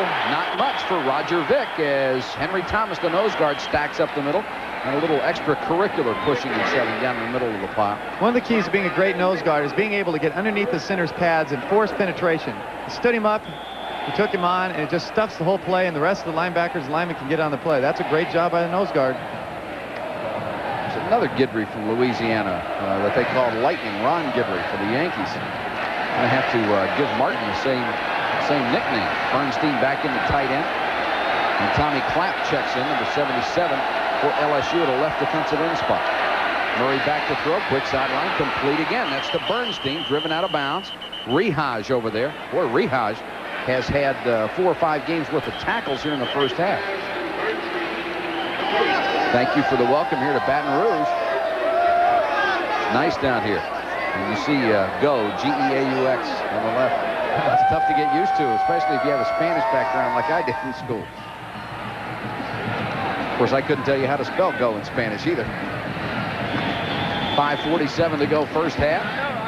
Texas A&M has the ball at their own 34-yard line. We're tied at 14. Two of the best clubs in the country in their opener of the 1986 season. Give it off to the tailback. Nothing doing. Roger Vick, rather fullback. And he is stacked up. And we got Michael Brooks in on the tackle along with Guidry. Now, Roger Vick was a preseason All-America by Playboy, and they are just stopping him at the line of scrimmage, and it's hurting A&M. Usually they get much better balance. You know, he was second team All-Conference last year. Anthony Toney, who was his own teammate, was the first team fullback. It's not bad. Tells you something about the athletes and Jackie Sherrill recruits, as we talked about before. Time becoming a factor now in the first half with 5, 10, and counting on 2nd and 9 for Murray. Vick is the only remaining back. Here comes an LSU blitz. Murray unloads. Harris couldn't quite hold it, and Jefferson was right on top of him. Harris ran the good pattern. Murray got the ball there, but Jefferson right on top of him. Intended for Harris. Well, Norman Jefferson is their best cover guy. He's cocky. He's confident he can make the plays. Like Roland right Barbay. Roland Barbay got a hand on that one. Rehaj could have picked that ball off right through his hands. No wonder that ball was behind him. Again, Norman Jefferson will guard any receiver all over the field. LSU will go with 6 defensive backs on 3rd and 9. 4-man rush. Murray dumps it short, complete to Bernstein, but Bernstein will not get the first down because of Nicky Hazard. A great tackle by the linebacker. He was a backup last year to Sean Burks, and that's him with his hands raised in the air. And Stump will have to come on to punt it away for Texas A&M. The Aggies had better be careful. If they let this crowd stay in it, they can be a factor. Stump, the backup quarterback, so you always have to be careful. Deep to receive is Norman Jefferson. Stump, a beautiful punt. Jefferson signaling fair catch back all the way up to his own 9-yard line, and Stump nailed it for 49 yards and no return. Timeout with 4 minutes, 18 seconds to go in the half. We're tied at 14. Both of them complete, 76 yards and a touchdown. He doesn't get to come in and play the second series. Tom Hodson's back in there. I bet he's standing over there and wants to go over to Coach Arnsparger and say, hey, what do I need to do? You wanted that touchdown on the first play? But Hodson's back in there. Arnsparger not afraid to use either one of them, has a lot of confidence in him, but LSU will be starting from the 9-yard line right now. And they'll get out to the 21-yard line in the best run of the night for Harvey Williams. Chet Brooks had to drag him down in the secondary, and Williams can really explode. Well, he's a strong back. I think you'll see on this isolation, number 11, Johnny Holland, All-America, great player, but he's going to get knocked back about 10 yards on this play. Sometimes it's tough when you come in with all the accolades and all the fame. People go after you. They were gunned up for you, and they are hitting him today. With Garland, Jean-Baptiste got a nice block on him coming out of the backfield as the lead blocker for the freshman Harvey Williams. Here's Harvey. Of course, he and Holland went to the same high school in Hempstead, Texas. A lot of that on these two clubs. They recruit in the same area. A lot of feelings run deep. 4 minutes and counting. First half, first down, LSU at their own 20. Hodson changing the play. Williams and Jean-Baptiste in the backfield. Williams will get it off the right side. And picked up about 5 yards. Kelm and Holland on the tackle. Now, we talked about Mickey Guidry, how great he came in 2 passes for a touchdown. Now, a lot of people don't realize a lot of these backup quarterbacks can play. He had 2,000 yards passing his senior year in high school. He hasn't played for a couple years. That doesn't mean he can't throw the ball. Tell you what, if you're on the team, if you're recruited by an LSU or a Texas A&M, you must have been an outstanding high school player to begin with. They don't take chicken salad these places. You're right. 3 minutes, 17 seconds to go. 2nd and 6. Hodgson to throw. No pressure at all. Guns complete. Davis at the 35-yard line. Kelm on top of him, along with Johnny Holland. But it was a good toss by Tom Hodgson. And now we've got them going after each other.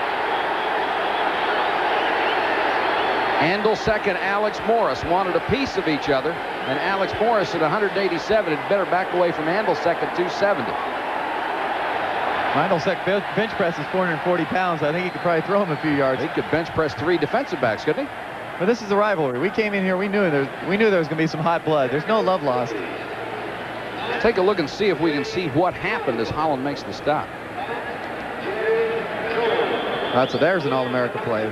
Tried to take the ball away. Right.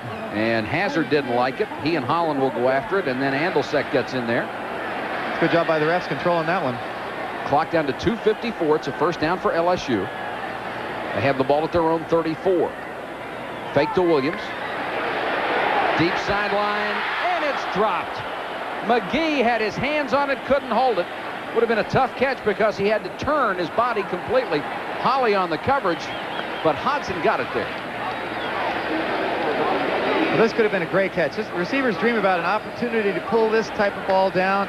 He got it, he stopped the momentum, he had it, and it just fell out. Had it for a half a step and couldn't hold it. And there is a flag down on the play. They're talking it over with Holland, and he is looking to the bench to Jackie Sherrill. You know, receivers actually work on things like that. They'll have the receiver coach throw balls over the wrong shoulder. They'll have you with your back to the thrower and then have the ball over one or the other shoulder, and you have to turn and catch the ball. So that's something people pull down more of those catches than you expect, but they really do work on it. It's not like you've never seen it before. Well, quarterbacks aren't going to put them on your numbers every play. And it's a holding. Let's get out of Tim Brando on the sideline. Michael John Roper, the outside linebacker for Texas A&M, clocked out of the game with a twisted ankle. They anticipate him coming in. They'll need him. He's a good cover man. First down, 20 for LSU. Tigers trying to get on the board again, tied at 14. And they'll give it off to Alvin Lee, the freshman running back, who's into the ballgame for the first time, and Lee gets little, if anything. Stacked up Sadler was in there on the stop.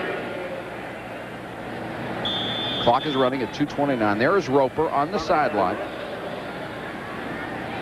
Boy, do they have a great set of linebackers for Texas A&M. Speed, strength, experience. 3 or 4 pros there. 2 minutes and 13 seconds and counting. LSU has 1 timeout left. Hodgson had it tipped at the line of scrimmage, but it's still complete at the 29-yard line. The tackle made by Holly, but the ball got to Wendell Davis, who was not the intended receiver. But sometimes you get lucky. There's no question. This ball is knocked up in the air. Could have just as easily been an interception. They get a lucky reception out of this. Well, that's a great play to jump up and knock the ball down. Defensive linemen work on those things. It doesn't happen very often, though. That was Sammy O'Brien, the nose guard, who couldn't get in on the pass rush, but got the hand up there. Third down, 15 yards to go. Hodgson on a roll. Here comes Holland, and Holland nailed him as he throws incomplete. And the flag goes down right on top of Holland and the quarterback Hodgson. Holland just really laid the lumber to him, and it'll cost him 15 yards.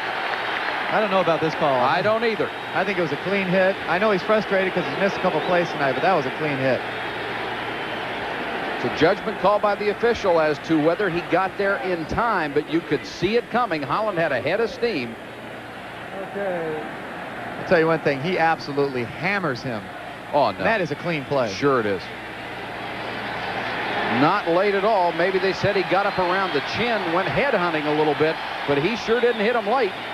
Yeah, that right hand and left hand gets a little into the chin, but I don't think so. I don't think that's a penalty. I mean, I believe you should protect the quarterbacks, but the linebackers got to get their shots every once in a while. That's not spoken like a former quarterback, of course. 6 penalties against Texas A&M for 40 yards. Really hurt themselves in that department. And now LSU, with 1:25 to go, has an automatic first down at its own 44-yard line. A&M should have been receiving a punt. They'll put Martin out on the wing again, and Hodgson likes to throw to him. Tried to throw to either he or Davis. It went between them. But if you had a Martin who's coming out of the backfield, you want to try to isolate him on somebody and get him the football. Hodson checking that wristband for the plays. Remember, he is a redshirt freshman. Pretty good numbers here in the first half. But the real numbers belong to Mickey Guidry, his backup, who was 2 for 2 for 76 yards and a touchdown. Roper back into the defensive lineup for Texas A&M. And 2nd and 10 with 1:20 to go. Texas A&M out of timeouts. LSU has 1 remaining. Hodson changing the play at the line of scrimmage. And he didn't change it in time. The 25-second clock expired. You got to make those audibles as quick as you can. And A&M, being a veteran defense, often will wait to change its defensive look. Which is the right thing to do, particularly against a first-year quarterback. The longer you make the offense wait to make their adjustments, the better off you are. If you show your blitz too early like they did earlier, you're going to get hurt. Harvey Williams 22 and Derek Salisbury 28 check back into the ball game for LSU on 2nd and now 15 from the Tiger 39. And Texas A&M showing blitz with Kelm and Holland right at the line of scrimmage. They back out of it, though. And Hodson lost his balance. Holland after him. And there's going to be a flag down. They're going to call a clip as the pass is incomplete. That was not a clip. That was I was watching it, too. It looked like he got him from the side. That was a clean block. That may have been a makeup call, you think? Well, I like to believe they say those don't exist, but... I never did it as a referee, I'll tell you that much, in basketball. Here's the call. And they called it right at the point of the clip. There's a flag on the play. Holland, who did not blitz after Hodson lost his balance, came on the rush. And they're discussing the options right now. We have pointed out that Johnny Holland missed, a tackle here, maybe got blocked or another. But one thing you have to realize, he is all over the field. A&M uses him for everything. Here he is. He fakes the blitz, then he comes. He'll beat the offensive back here, and he's got a... That's a clean block. There's no question that was a good block. If you get your head in front of the leg, it is not clipping. And he had a head. Garland Jean-Baptiste was the man who was making the block, the man who missed him the first time.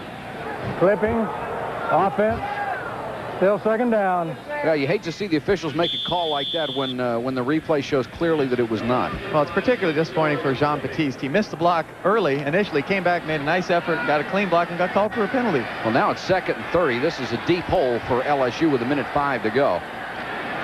And they'll go with a safe play. They'll go with the draw that gets virtually nothing as Holland makes the tackle. And a penalty. We had an altercation between a wide receiver and a defensive back where they are heated right now. Really going after each other. Let's check the call on this one. James Flowers got nailed by a wide receiver late in the play, and he retaliated, but they called a penalty on the first hit, which is unusual. It's good when they see it the first time instead of the retaliation. And now they're going to, I think, go over to talk to both coaches and say, we don't want any more of this. We're gonna make this a nice, clean game. We're going to remain in control of it.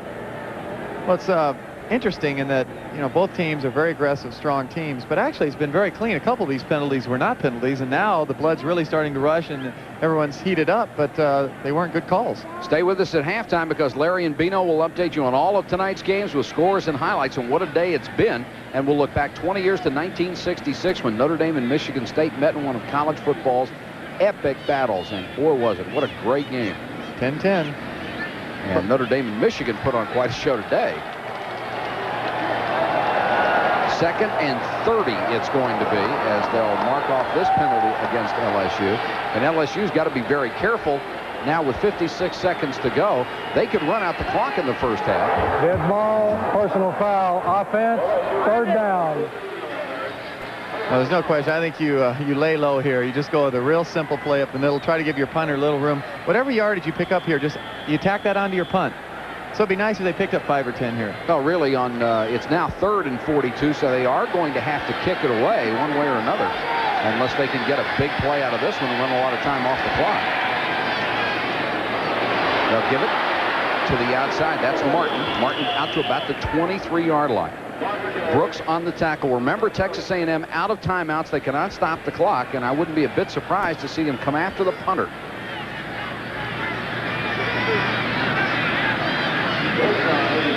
And now they mark it 25 seconds, and they don't have to punt the ball. They can just let the clock run out. The officials That 25-second clock starts after the ball is marked ready for play. They marked it ready for play with 22 seconds left, so the 25-second clock will expire, and LSU will not have to have the dangerous situation of punting deep from their own territory. And the LSU fans will stand on their feet and give their club an ovation as they leave the field, tied 14-14 with Texas A&M. Pat, quite a first half.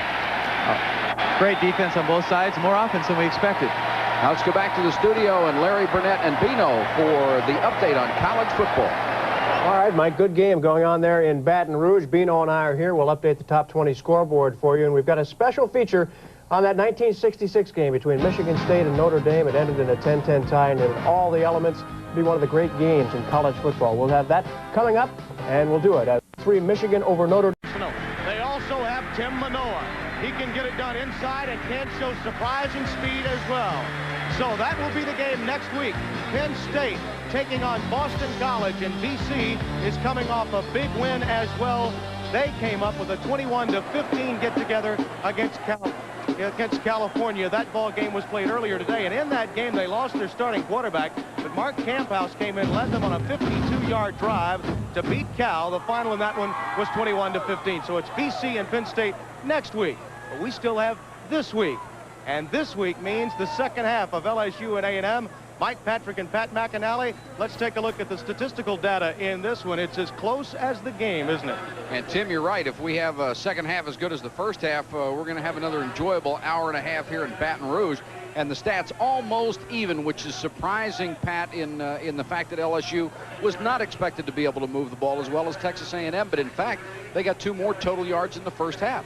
Well, the shocking statistic there is, look, 143 yards passing for A&M, only 63 yards on the ground. They've been able to hold Roger Vick to 3.3 yards a carry. Last year, as a backup, he averaged 4.5. And if that continues, it's going to put more and more pressure on Kevin Murray. Now, he does have the receivers to go downfield, but it's going to hurt A&M's ball control. There's Guidry on the sideline, a young man who came in for 1 series, engineered a touchdown drive, had 2 out of 2 for 76 yards and a touchdown. Hasn't been back in the ball game since. I guarantee you he's leading the country as far as quarterback ratings. He's got to have an astronomical rating. 38 yards a pass. Here's what LSU did in their first possession. Not much. 3 yards lost. They had to punt.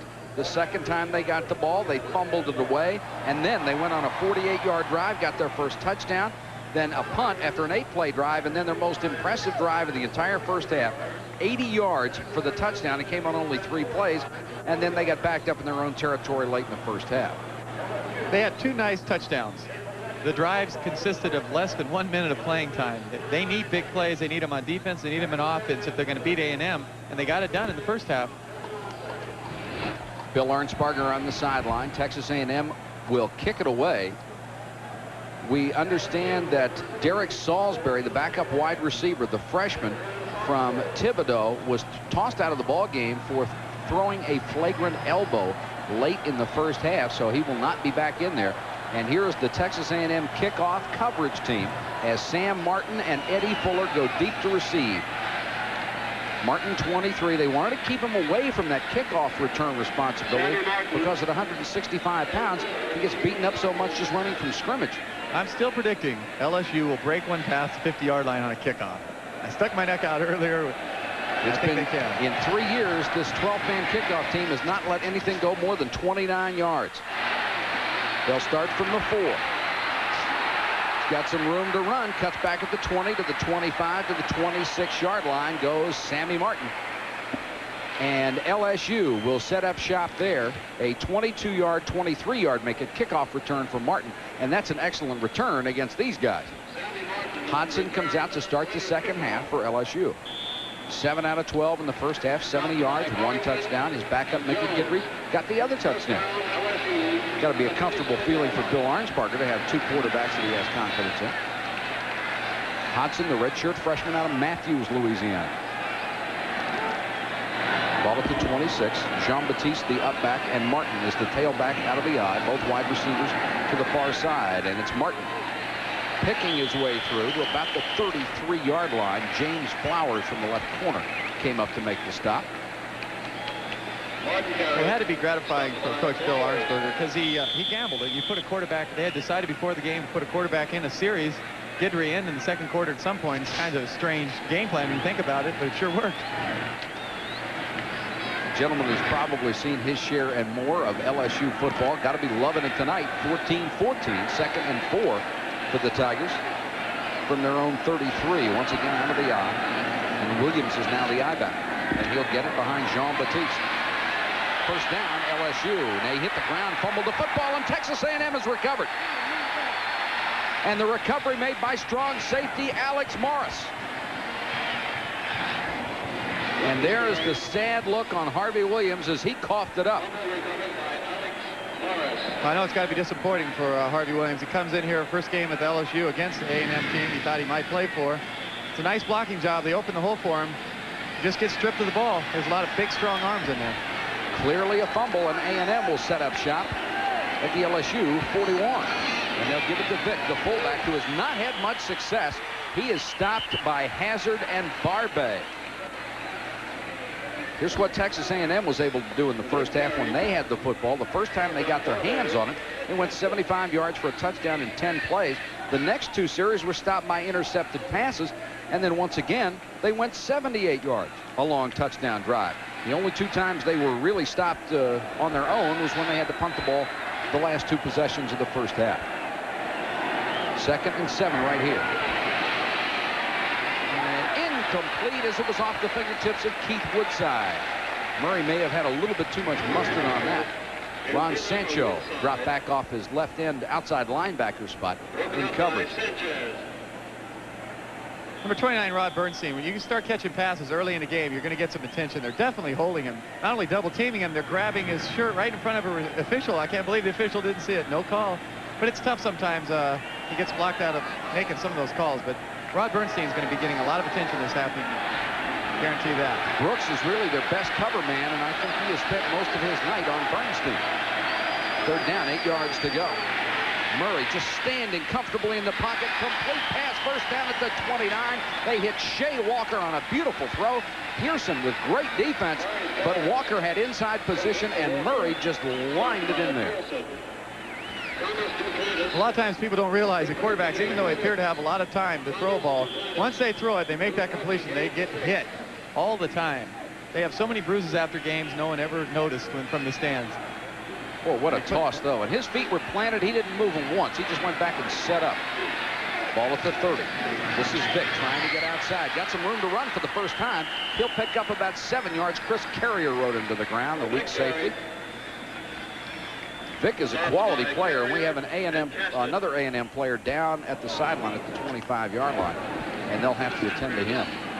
Murray's been able to get the ball to Walker and Bernstein. What they haven't been, well, I think they had one pass to Rod Harris, and he's really the game breaker as a receiver. You don't want to try to identify him until we're sure who it is. Young man shaking up at the far sideline after Vick picked up 6 or 7 yards on that one. Really the first time he's had any running room, Pat. Well, it's frustrating as a running back. You certainly want to have the holes. And in the A&M offense, they don't turn to the run as in desperation. They expect to set up their passing with the running. So I know he's had a frustrating day in the backfield. And it is Shea Walker, number 85, and he's going to be all right. Gets up and walks off under his own power. Well, Walker, this happens a lot to wide receivers. You'll have a running back run right over you when you try to throw a block, and that's why a lot of receivers tend to shadow block as opposed to really get into people. It is dangerous out there. Walker goes to the sidelines. He's an excellent possession type receiver. Just finds a way to get open. 47 yards on 4 catches. It's 2nd and 4 right now. Vick is the remaining running back, and he'll have the football and very close to a first down. Once again, Carrier and Hazard on the tackle. Hazard done a good job tonight. There's Walker at the sideline, and he got it in the ribs or in the sternum. Makes it a little difficult to inhale for about 5 minutes. If you're lucky, it only lasts 5 minutes. He got a knee right in the side and knocked the wind out of him. Someone like Nicky Hazard isn't going to get a lot of publicity with Toby Caston and Michael Brooks as his sidekicks in the linebacking corps, but he has made some nice plays tonight. Made a lot of tackles. 3rd down, a yard to go. Texas A&M has reached the LSU 20. Vick again. Second effort probably got him the first down. Barbay and Thomas made the stop, and Hazard again was in on the pile. Really, they have done a good job in controlling the dangerous Michael Brooks, the All-American linebacker. He has not been able to make the big play that he is so known for. Well, he is. He's all over the field. That's one thing. Quickly down to the sideline, and Tim Brando. Tim? Mike, Shea Walker has a little bit of a problem with his ribs. They think, though, it's just a bad problem with his breath being lost, but they're back. Murray complete to Bernstein inside the 10, driven out of bounds at the 8-yard line by Toby Caston. But Bernstein, who was shut down early, is now starting to hurt LSU.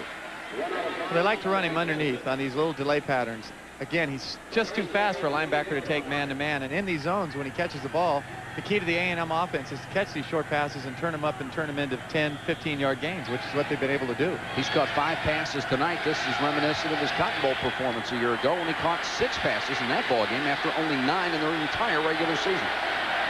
First and goal, they'll give it to Vick. Tries to cut outside, and there is Michael Brooks. Played off the block, and whammo. Right when you mention him, as not having that big game, he makes a play.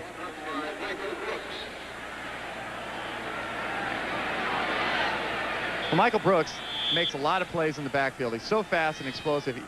He almost got that handoff, as a matter of fact, and he took the guy right down, put him right on his back.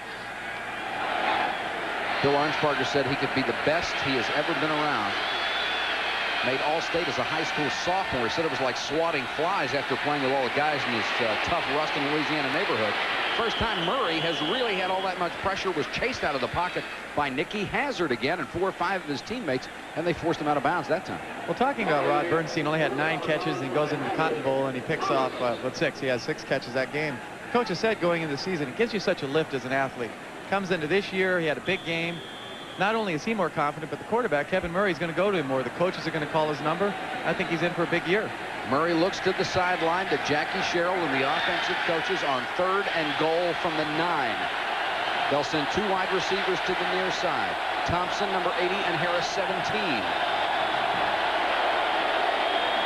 Murray, plenty of time, throws over the middle, complete to Woodside, and Woodside will not get by the 6-yard line. And again, it's a great job by Nicky Hazard, who racked him up, and Steve Reheis came over to get him some help. And they'll have to go with a field goal with Scott Slater. If LSU's linebackers can keep making these one-on-one tackles and bringing the guys right down as soon as they catch the ball, they're going to stop A&M's passing game. Slater has only tried 2 field goals in his collegiate career. Missed during the regular season, hit 1 in the Cotton Bowl. 22-yard attempt, and it's good. And Texas A&M, on the strength of a 22-yard field goal here in the 3rd quarter, has taken a 17-14 lead over LSU. We can be a lifeline for a hard line. We'll be there when you need us to be. For your computer needs, for where your future leads, we're the right choice, AT&T. Whether it's telephones, long-distance, information systems, or computers. The right choice, AT&T. Aha, there's a thief in this attic. This skimpy amount of insulation can rob you blind on your fuel bill. Fight back with the attic blanket from Owens Corning. It's the thickest, most powerful roll of pink insulation you can add. It can help you save money on your fuel bill. It is an open and shut case. Owens Corning. We put your house in the pink.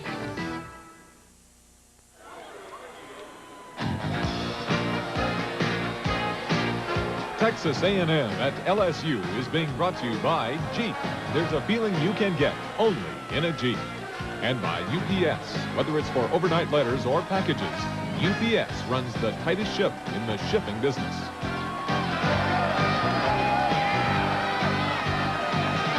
We have 10 minutes and 28 seconds to go in the 3rd quarter from Tiger Stadium in Baton Rouge, Louisiana, and Texas A&M has taken a 17-14 lead on a 22-yard field goal. And Scott Slater, the man who kicked the field goal, will now kick it away to Alvin Lee and Eddie Fuller, 2 freshman speedsters for LSU, and they will be facing that 12th-man kickoff coverage team the Aggies answer to the kamikazes, who just go full bore as fast as they can, as long as they can. They only take 10 of them on the travel squad. So if somebody gets hurt, someone from the regular roster has to step in. Slater gets all of this one. Taken a yard deep by Lee. Got a chance. Lee to the 31, maybe the 32-yard line. A 32-yard kickoff return. That is the longest in more than 3 years against this kickoff coverage team. Well, I shouldn't have said the 50-yard line. I should have just said they break the record. Can you imagine that, though? This is the 4th year, and they've gotten to 32 yards as the longest return. Tom Hodson will come back out along with Williams and Jones, the running backs behind him. Now becoming a really beautiful night in Louisiana. The temperature cooling off. Very comfortable indeed. Williams is the tailback. He fumbled on the last series and would like to atone for it. And it looks like Hodson changed the play. They give it to Williams. He runs smack into Larry Kelm and shows you his strength. He pulled him ahead a couple of yards. Well, one disadvantage in having a freshman quarterback was when they went into this game, LSU determined that when Tom Hudson came up to the line of scrimmage, if he had a play, he could audible. If it was a run, he could go to a run. If it was a pass, he could go to the pass. But he couldn't. Obviously, he had a run call there, and he couldn't audible to a pass. Couldn't change it. Do you like going back to Williams on the first play after he had fumbled the series before? He's the type of player you've got to get the ball in his hands. I don't think it worried him much. Tony Moss is in as one of the wide receivers, and here's the play action by Hodson. Throws near sideline, complete. Good pass to Wendell Davis, and he's brought down by Brooks. Hodson has done very well on that short, controlled kind of passing game. Well, we said going in, if he could get the ball to Wendell Davis and Raji McGee and get the ball to the receivers, it's going to open up everything else. And he has delivered the ball really well. And those are hard passes. 15 yards. It's got to be a bullet. Thrown well to Davis, but I don't believe McGee has touched the ball all night. Hodson now 8 out of 13. Garland Jean-Baptiste back in at the fullback spot. Harvey Williams remains the tailback, and he'll get the ball. Goes right side. They'll pick up about 4 following Eric Andelsek, who pulled out there and threw him a good block. Now, Williams may be a fixture in this backfield for the next 4 years. 7 carries, 40 yards. So fast, so big, so confident. He's only a freshman, but he's playing like a big-time player already. I'd like to see him get in the open field just once tonight. Here was a guy who everybody expected to go to Texas A&M, and he ends up at LSU. And there have been stories like that over the past 40 years. Second down, about 5. Hodson with all day in the pocket, throws in a great zone, and the pass is complete to Wendell Davis, and Hodson just rifled it in there. Brooks had great coverage, but he couldn't make the stop. They split the zone on the sideline. Well, it's a nice toss, but it's a great catch. Actually, he'd been knocked out of bounds. He was out of bounds, came back in play to make this catch. Right, just took it away from the defender. That's a great grab. Took it away from Chet Brooks, number 27. I don't think I wouldn't have felt too confident throwing that ball right into that coverage. 1st and 10, LSU in Aggie territory at the 38. Fake to Jean-Baptiste. Hodson again over the middle, complete. It's Williams, and Williams is leveled at the 8-yard line. No fumble, the ball is down. Holland just unloaded on Harvey Williams. What a shot. But it's a first down, LSU. And Williams showed you some pretty good hands coming out of the backfield. And that's a beautiful pass. He lays it right in. Williams with a nice catch, and he just gets leveled by Holland on this play. That just shows his speed, though. He came all the way from the opposite side as a linebacker and made that hit. A tremendous pursuit. It's 1st and goal, LSU. Wendell Lee. Lee can't get past the 6-yard line. Holland again, along with Larry Kelm, and now they're starting to be a little bit more physical in it. See if the last play was a fumble, Pat. Well, this is the element that Harvey Williams will add to you as a receiver and a runner. He's hit right now. And I don't think the ball's loose. No, definitely. Zeb will hit the ground. That was an excellent call. That was an excellent call. The ground does not cause a fumble on any level of football. Ronnie Halliburton is checked in as the 2nd tight end with Brian Kinchin. It is 2nd down and goal from the 6. Look for some play action here. McGee goes in motion. There it is. And the pass complete.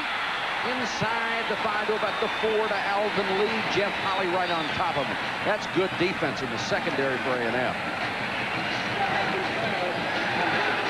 Holly stayed behind him, but he wouldn't give him much room. What you want is your running back after this play fake. You've got to get into the end zone. When you run a flat route like this, you're going to get hit, and you're not going to be able to turn the ball upfield. So you've got to coach your running backs to get as close to the end zone in that goal line if you can. Bill Arnsparger looking on. If this play doesn't work, he may have to make the decision. Do you go for the field goal to tie it, or do you gamble? 6:52 and counting. Third quarter. Texas A&M leads by 3, but LSU is threatening. Wide receivers to the top of your screen. Hodson throws, and he threw that one out of bounds. Flag is down in the end zone, and it will be interference. The pass was caught well out of the end zone. I think Hodson just threw that one away to Wendell Davis. Tackled. He would have been open. He was just absolutely tackled before the ball was thrown. Here's the call. And that's going to be a first down for LSU. Okay.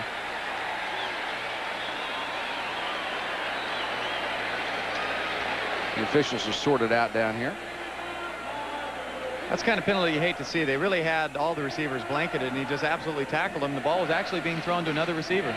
They've done a good job on pass protection. Hodson here in the second half has just been able to stand in the pocket. Pass interference by the defense.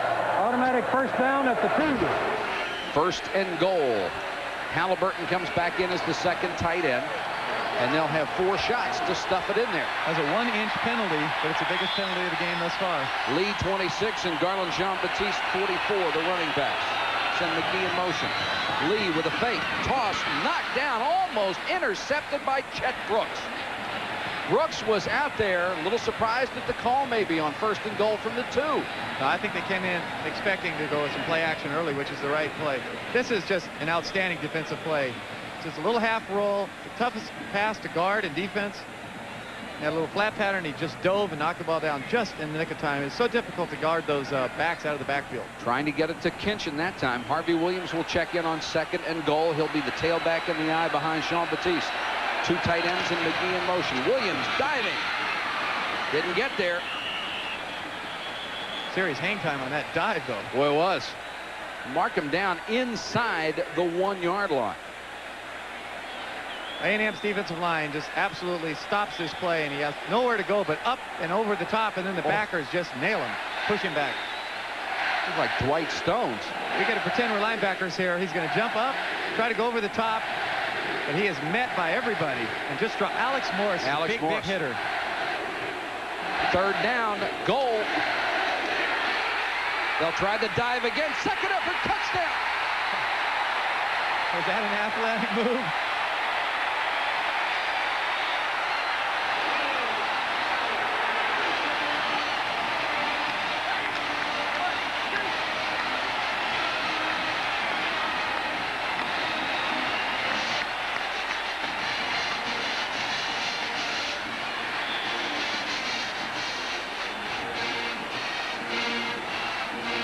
Ron Lewis for the point after.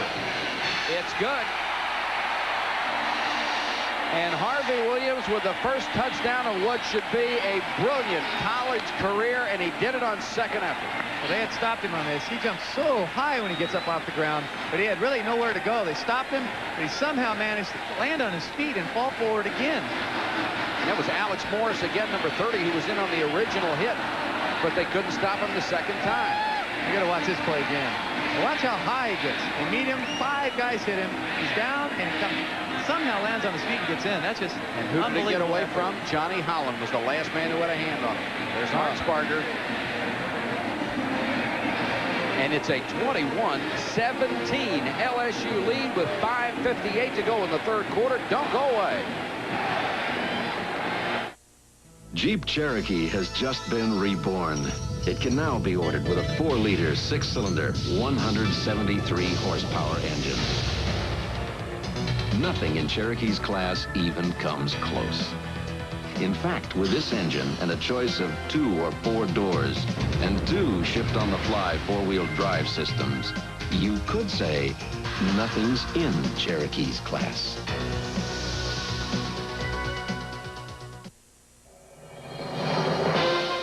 Sending a letter overnight was once a prerogative reserved only for the very rich and the very wasteful. Now, with the UPS Next Day Air letter, everyone can send a letter overnight. At a paltry $8.50, you may think of it as the overnight letter for the very smart and the very frugal.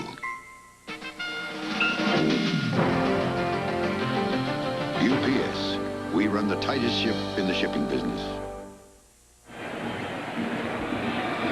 Harvey Williams, the man of the hour. His touchdown has put Texas A&M down to LSU 21-17.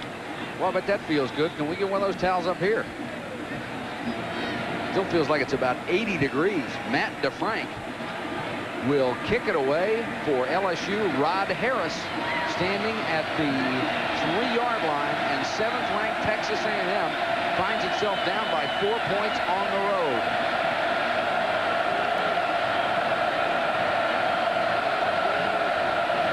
DeFrank, the junior sidewinder. Good kick. Drives Harris to the goal line. They break up the wedge. What a play to the 16-yard line. Scott Bromley was down there on kick coverage. Let's go down to Tim Brando on the sidelines. He has Harvey Williams Sr. with him. You bet, Mike. A couple of happy Harveys. I guess he's got some pretty good hands. Oh, mercy. You know, I'm just so excited. I don't know. I can't describe it in words, but it's just that I expected. I think the nation is ready to see another great running back there. Here's a towel. Wipe off. Okay. We've got towels down here, Mike. Back up to you. Thank you, Tim. And Mr. Williams, you deserve to be happy about your son. He's played a great ball game in his first appearance. 1st and 10, Texas A&M. And they'll complete the pass to Bernstein out to about the 21-yard line. Rehaj right on top of him. This scoring drive is the longest, at least in terms of time, that LSU has had in this ball game. 4 minutes, 24 seconds. Took 69 yards, 10 plays, and Harvey Williams got it on his second try, a 1-yard touchdown plunge. That's something he's going to remember the rest of his life. 5:27 and counting, 3rd quarter. Murray going back to work, 18 out of 24, 2 touchdowns, 2 interceptions so far. Vick on the toss, and they have done a great job on Roger Vick tonight.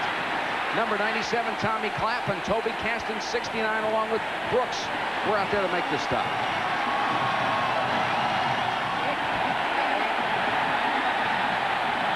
And the LSU crowd is really pumped up. Bill Arnsparger, in his 2 years here, is 17-5-2. That's not a bad start. 4:47, 3rd quarter. And the crowd on 3rd and 5 wants that LSU defense to stop him. And Kevin Murray having some trouble calling the signal, and he calls timeout.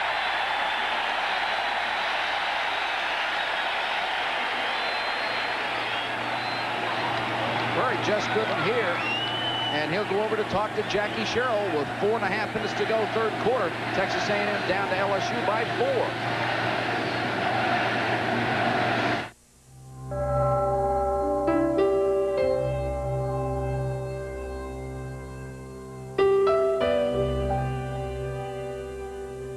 You don't just brew a beer this good.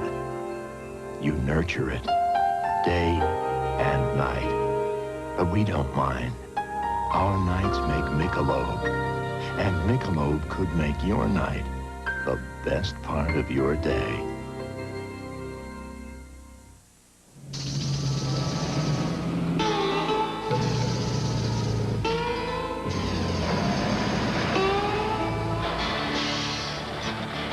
There's something new on the road.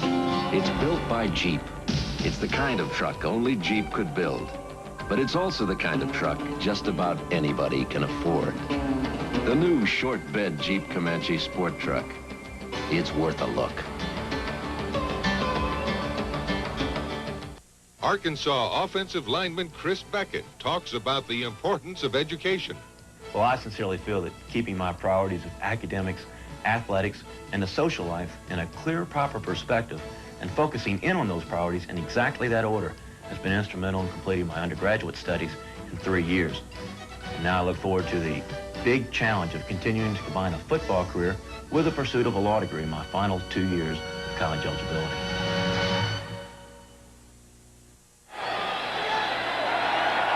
Texas A&M facing 3rd and 5 from its own 22-yard line. Got a full house backfield, then they'll send Harris in motion.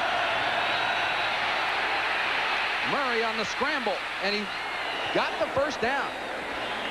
They mark it at the 27, and now close to the 28, so he got it by a yard. Jefferson covered him.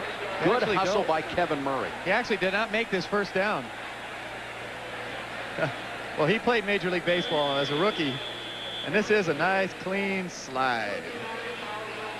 Oh. But actually, that ball was mismarked. He did not make that first down. He actually went down about the 26. But they mark it at the 28, and it is a first down. Murray has just been exceptional tonight. Here he stumbles on the option, tosses it back to Vick. Vick with room to run, and then tripped up by Carrier as he got to the 33-yard line.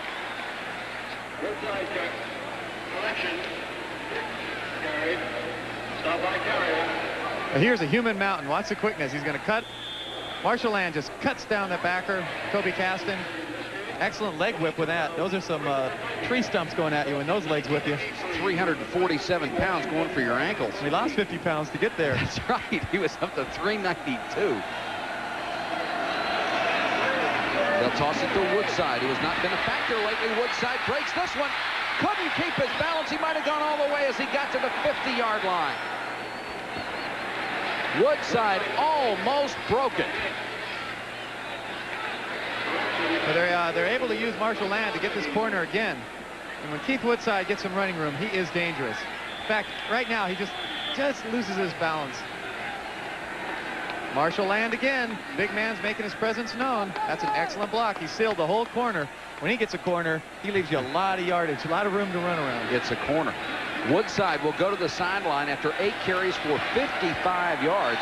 And I think the ankle bothered him earlier. That's why he hasn't been back in there. But it's a 1st and 10. Murray back to work. Complete again. This time the short toss.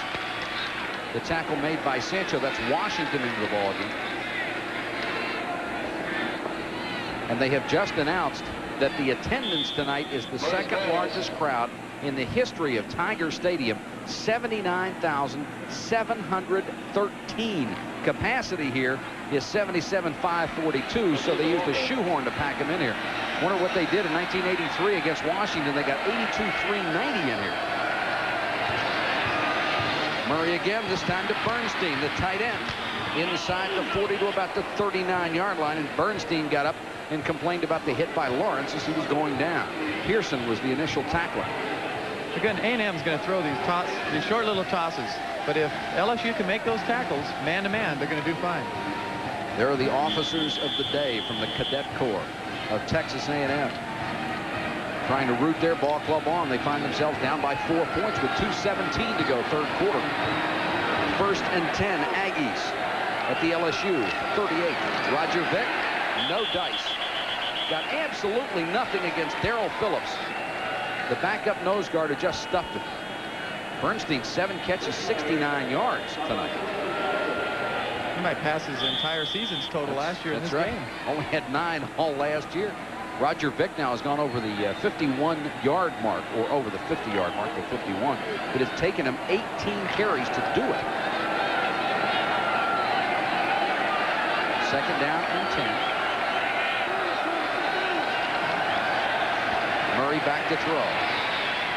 And it's intercepted. It's picked off by Guidry. Guidry is tripped up by Murray as he got to the 29-yard line. Kevin Guidry out of Lake Charles, Louisiana, who had 2 interceptions a year ago, returns this one for 38 yards. That is the 3rd interception of the night, and that time Murray may have telegraphed. He was looking all the way at that outside receiver, and that is a dangerous throw. And it's amazing, Mike. We've had the biggest plays of the game have been by people named Guidry for LSU. That's right. And they aren't brothers. This is a great pick. He just steps right in front of him. There's no chance to get that ball in there. Kevin, you know, he has to look off a receiver. You can't give him all day to catch him. Just a nice run here. DBs get the ball. They like to run up the sidelines, I'll tell you. LSU with a big break will take over at their own 30-yard line with 1:26 to go, 3rd quarter. And all of us, I think, here connected with our ESPN broadcast, a little surprised about all this scoring. They have done the job. Hodson will quarterback them with Martin and Garland Jean-Baptiste, his running backs, out of the eye. Hodson changing the play. Wide receiver split left and right, and they go on the option, quickly get the toss to Martin. Martin's got 10 yards to the Aggie 20-yard line. And Martin a little slow getting up. Nicely designed play. Oh, excellent blocking. Little reverse option. Tosses the ball. Sammy Martin, 165 pounds. Watch him run over some people, put his shoulders down, and he's going to make some extra yards. Jean-Baptiste leading the way. There's a wide receiver. He's going to seal the corner, knocks him right down, and he's going to get somebody else. You don't see that often from a wide receiver. A pancake and then a second block also. Usually don't see the first one. They didn't from number 87 with the Cincinnati Bengals very often. 1:20 to go, third quarter. And if you're not sure, Pat isn't picking on anybody else. That was his number. One of the LSU players being helped off the field. And they've got that left hand wrapped, and that's Jefferson. And he is their best cover man on defense. And they've got that left hand wrapped like he suffered a real injury there. And they're taking him to the locker room, and that's going to be a tough break for LSU. Right now, the Tigers have it marked all the way back to the 40-yard line. Hodson, deep down the middle. He's got a man. It's completed to 5 to Wendell Davis. And he beat James Flowers, and Hodson laid it in there. 35-yard bomb from redshirt freshman Tom Hodson to junior Wendell Davis out of Shreveport. There is a flag on the play. But it looks like it's against Texas A&M. And it is.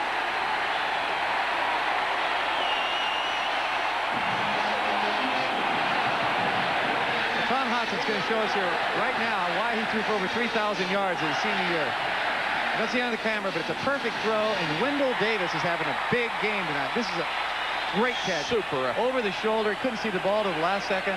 Davis now has 8 catches for 123 yards. Going into the game, LSU knew they needed to hit the wide receivers, and they have succeeded. That's why they're leading on the scoreboard. Ronnie Halliburton comes in as the second tight end. They go to the eye. Martin, the tailback, dragged down before he got to the 5-yard line. Sammy O'Brien just grabbed him like a sack of potatoes and tossed him backward, which you can expect it at 248 against 165. Sam Martin, for all his heart and desire, is not going to run over the top of Sammy O'Brien. LSU has not gone to Brian Kinchin, their tight end, number 49, and they expected to get the ball to him tonight. And I wouldn't be surprised to see him try to put it in the end zone right now. This could be the last play of the quarter. And they could get called for a delay. LSU's is trying to let the clock run out, but they would be called for a delay of the game because of the 25-second clock, and they have to use a timeout. That really hurts. There is a timeout with 5 seconds to go in the third quarter. LSU 21, A&M 17.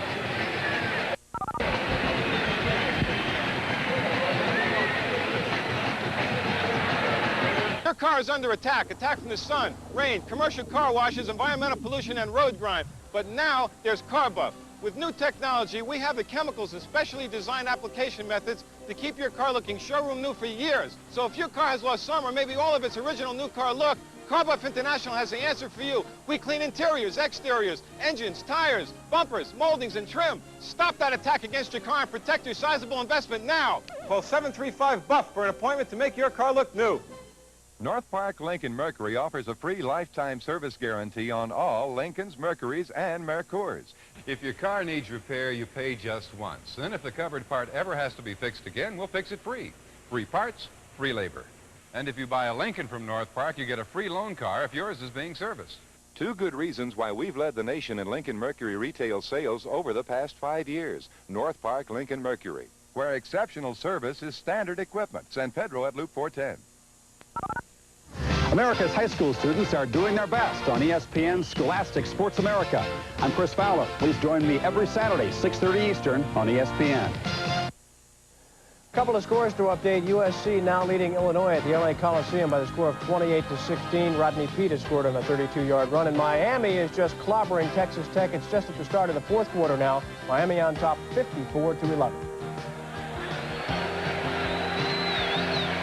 This is the story in Baton Rouge. 5 seconds to go, third quarter. LSU leading by 4 and threatening with 2nd and 5 yards to go at the Texas A&M 5. 2nd and goal. Martin and Jean-Baptiste are the running backs behind Hodson, who used a valuable timeout on a mix-up on the clock. Hodson set the throw. He's got a man. Kinchin. Touchdown.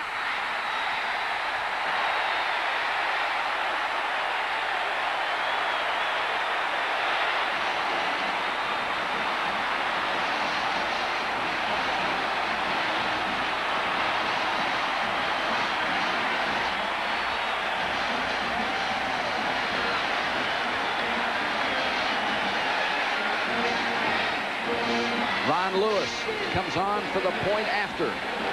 27-17. He'll try to make it an 11-point lead. Pull that one, but it's still good. Hodson now 13 out of 19, 2 touchdowns, 167 yards. And what a play call by Bill Arnsparger. Well, as I said earlier, tight ends are very effective inside the 5-yard line. Brian Kinchin managed to get deep. Hodson has a lot of time, just sets back, throws it like a pro. Perfect throw, nice catch. Nice catch. And there is Bill Arnsparger on the sideline. He called the play, or at least approved it, and Hodson handled it. And LSU has gone up on Texas A&M by 11. This is Jeep's all-new 4-liter 6-cylinder engine. It has sequential multi-point electronic fuel injection. It puts out 173 horsepower and 220 foot-pounds of torque. But most important, if you put this new engine in a Jeep Cherokee or a Jeep Comanche, you're going to see more speed and power than you've ever seen from vehicles like this. Just remember where you saw it first.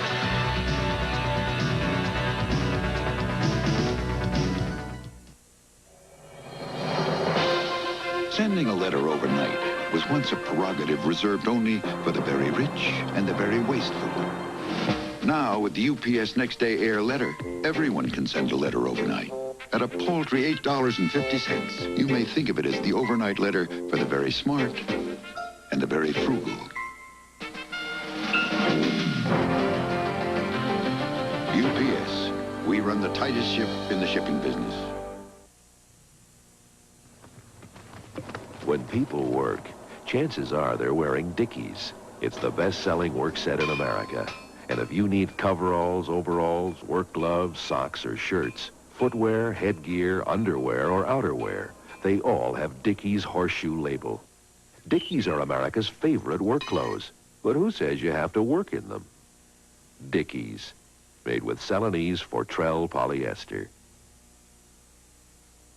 Who says you can't have it all? Who says you can't be buttoned up and down to earth underneath it all? Who says you can't have super premium taste and a less filling beer? Michelob Light. Oh, yes, you can. Michelob Light. Oh, yes, you can. Michelob Light. Oh, yes, you can. Have it all.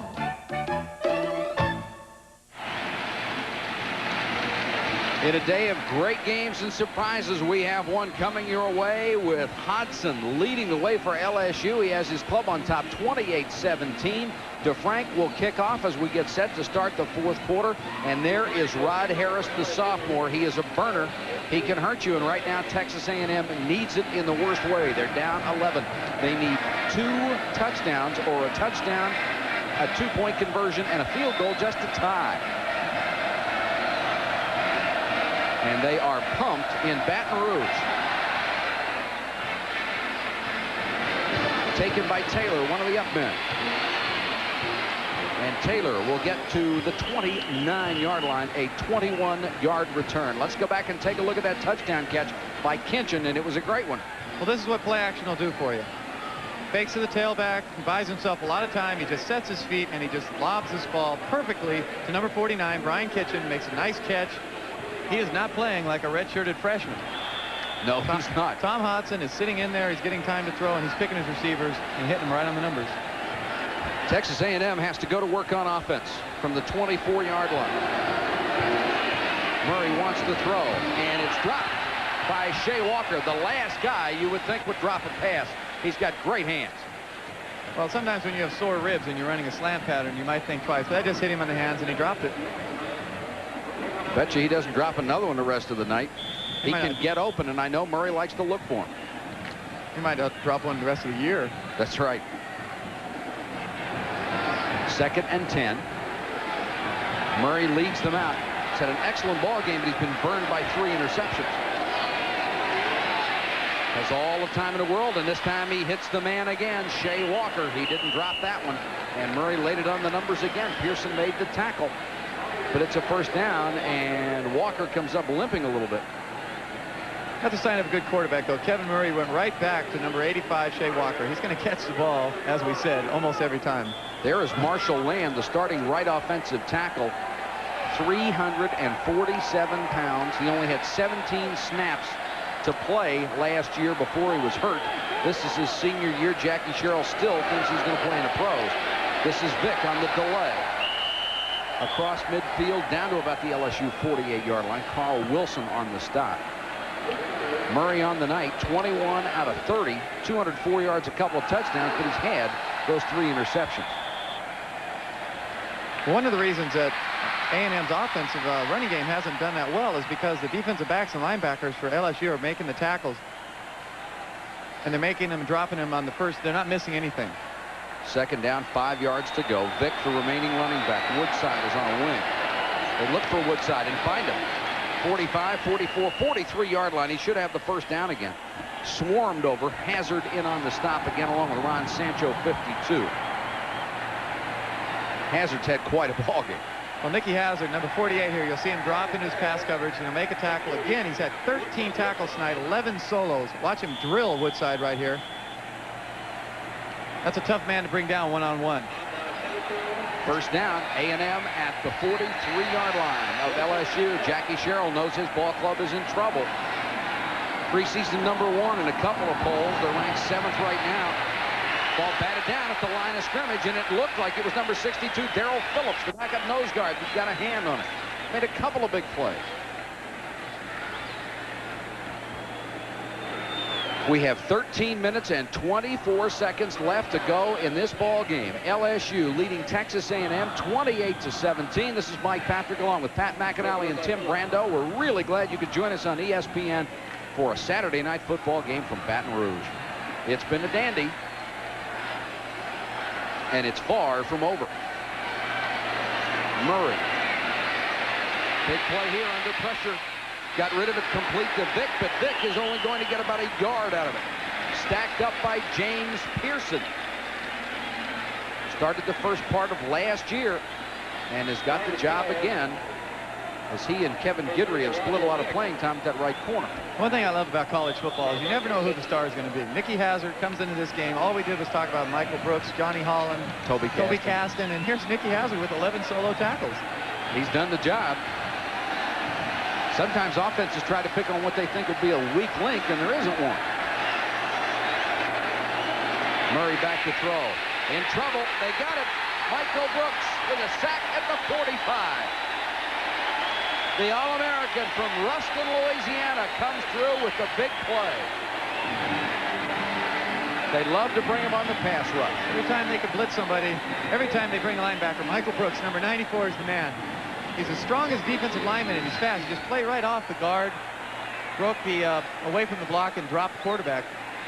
Going to be 4th down and 12 yards to go. We understand that LSU cornerback Norman Jefferson, who we saw taken into the training room, had stitches in his hand, and he will be back. And here is Craig Stump, the backup quarterback, who comes into punt. Rehai signals for the fair catch, but he lets it go. This one might die. Takes the bounce, and they'll down it at the 15, 16-yard line. So LSU will not have good field position even after a 29-yard punt.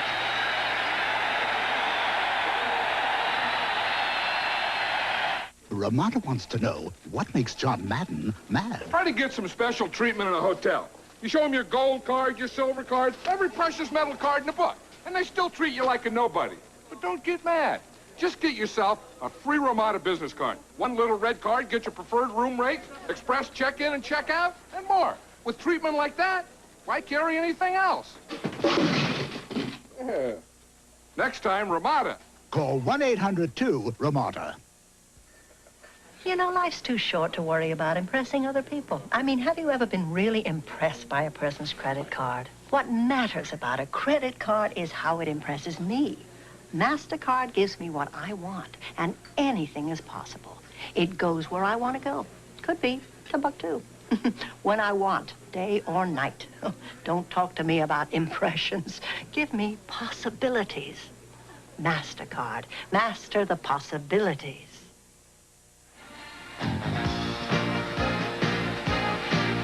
Live college football on ESPN is being brought to you by Volvo, a car you can believe in.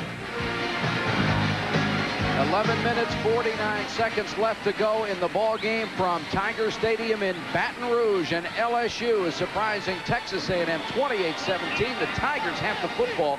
They'll start deep in their own territory at the 16. And the Bill Arnsparger fan club grows by the minute.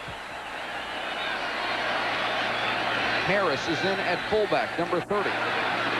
They'll give it to the tailback, Harvey Williams, who breaks tackles and gets out to about the 23. Interesting about Arnsparger that he went down and interviewed for the Florida athletic director job and really upset some folks around here. But if you play this way, he can probably go interview for anything he'd like as long as he comes back. Well, they're doing nothing but cheering tonight. Yeah, this is why it was a very critical game for him to have a good performance. They were very unhappy there. 11 minutes, 20 seconds to go. Second down, about 2 yards to go. And Texas A&M going with its second team defense, at least in a couple of positions. Gilbert is in there at the nose guard in place of Sammy O'Brien.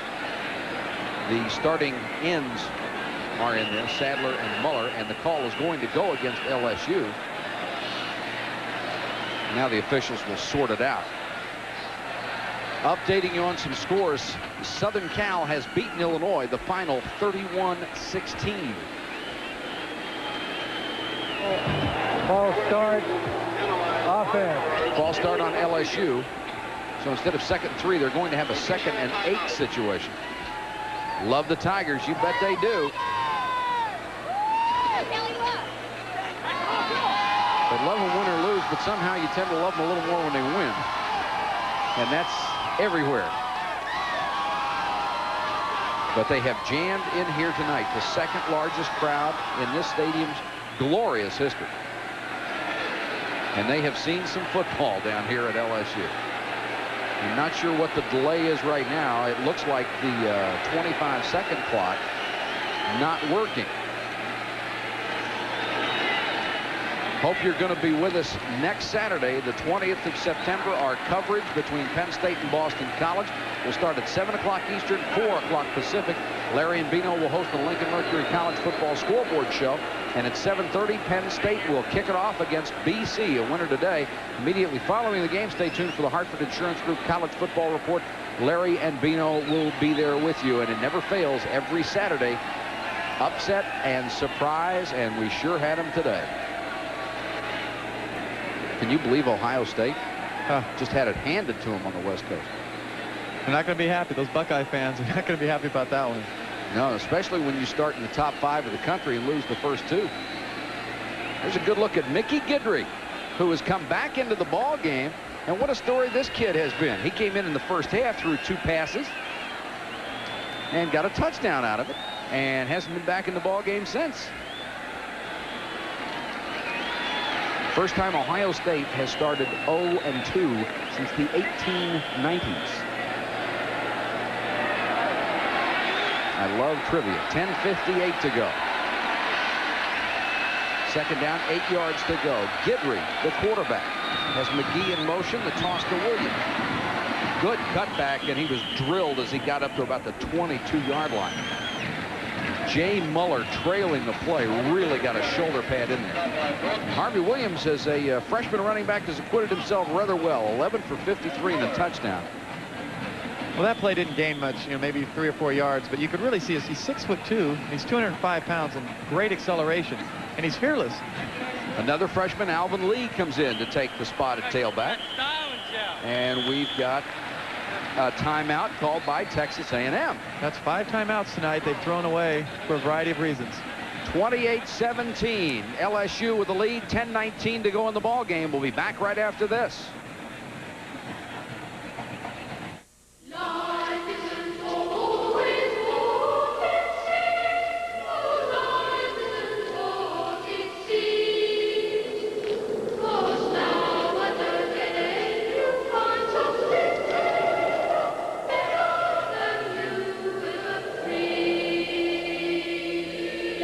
The 740 Turbo Wagon by Volvo. Until Ferrari builds a wagon, this is it. Moving 200,000 families a year is a big responsibility, one we take very seriously at United Van Lines. And we prove it with services other movers don't offer at any price. Like the exclusive protection of our sanitized, treated vans, or the facts we provide about the city you're moving to. It's schools, churches, residential and shopping areas. It's all part of United's commitment to excellence. And the quality shows in every move we make.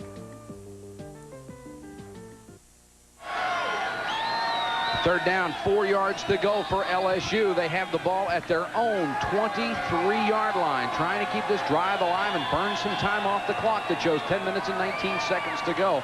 Texas A&M desperately needs the ball back. Harvey Williams is checked back in.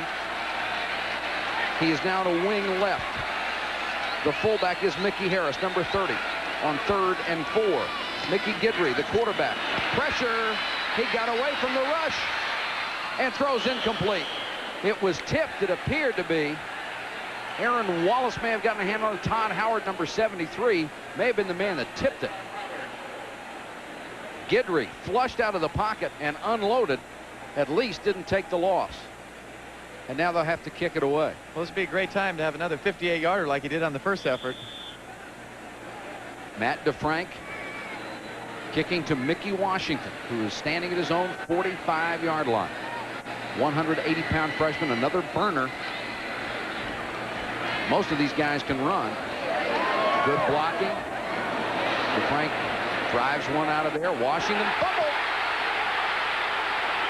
And Washington, fortunate, and got it back at his own 28-yard line. He wanted to catch that thing, and he looked like an outfielder holding his arms straight up instead of cradling it in toward his body. Well, this is a real strange kick. It's a half spiral that's curved back at him, and it goes back over his shoulder. He was surprised by the ball. It should have been back further and coming forward the ball. You don't want to catch it over your shoulder. 40-yard kick and a loss of 9 on the return, so A&M will start at its own 28 when we come back. I swear we've been through everything there is. Can't imagine anything the two of us can't do. Through the years, you've never let me down. And I'm so glad I've stayed right here with you through the years. Volvo, built to get you through the years. Now every 86 Volvo comes with On Call, a unique roadside assistance plan.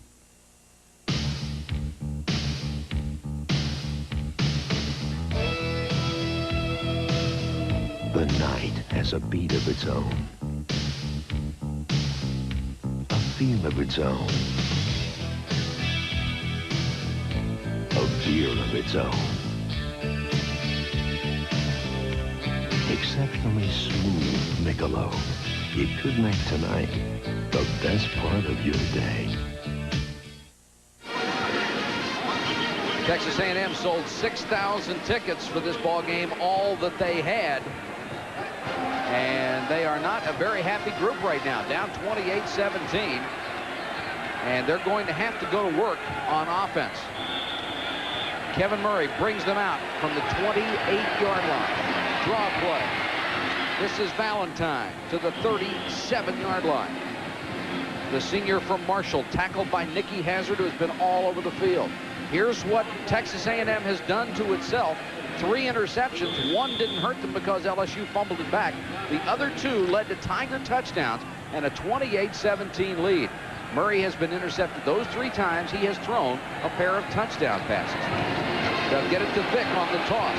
This has been diagnosed well all night long, and it is again as Steve Rehage strings it out to the sideline and stops him short of the first down. It looks like LSU came in here with a game plan, Pat, of saying Roger Vick is not going to be the guy that beats us. And I think that's the right game plan. You have to stop A&M's running game. That was their #1 goal in this game. Stop their running game, and then they're going to gamble with their secondary and their linebackers, and it's been the right choice right so far. Vick has gained 59 yards, but he's had to do it on 20 carries. That's a tough night. Vick again, he'll get the first down as he picks up maybe 2 on this before he's thrown back. Hazard in there along with Barbay and Henry Thomas, the nose guard. One thing very uncharacteristic of a Jackie Sherrill coach team is A&M has thrown away 5 timeouts tonight. And now there's 8 minutes, almost 9 minutes left in the game. They're down by 2 scores, and they've thrown them away for substitutions, confusing defenses with a quarterback call timeout. That's going to hurt them. Norman Jefferson comes back into the ball game as LSU beefs up its secondary. Jefferson had the stitches in his hand and is back in. Murray chased out of the pocket. Brooks had him. He got rid of it somehow and completed it to the 45-yard line. What a play. And the pass is complete to his tight end Bernstein. He threw it from a prone position. This guy is tough. Michael Brooks, look at what an athlete he is. He's blitzing from the outside. He's going to beat the blocker. He's going to run Murray down. In his book, this is a sack. He's got him down. I don't know. He's down. Oh, he was down. Well, Michael Brooks, you deserved a sack on that one. Both knees are down before he unloads. I can't believe that Kevin Murray even thought to throw this ball. He's both knees down. Flat on the ground. Well, a break for A&M. 2nd and 5. Here comes Brooks again. He got him this time.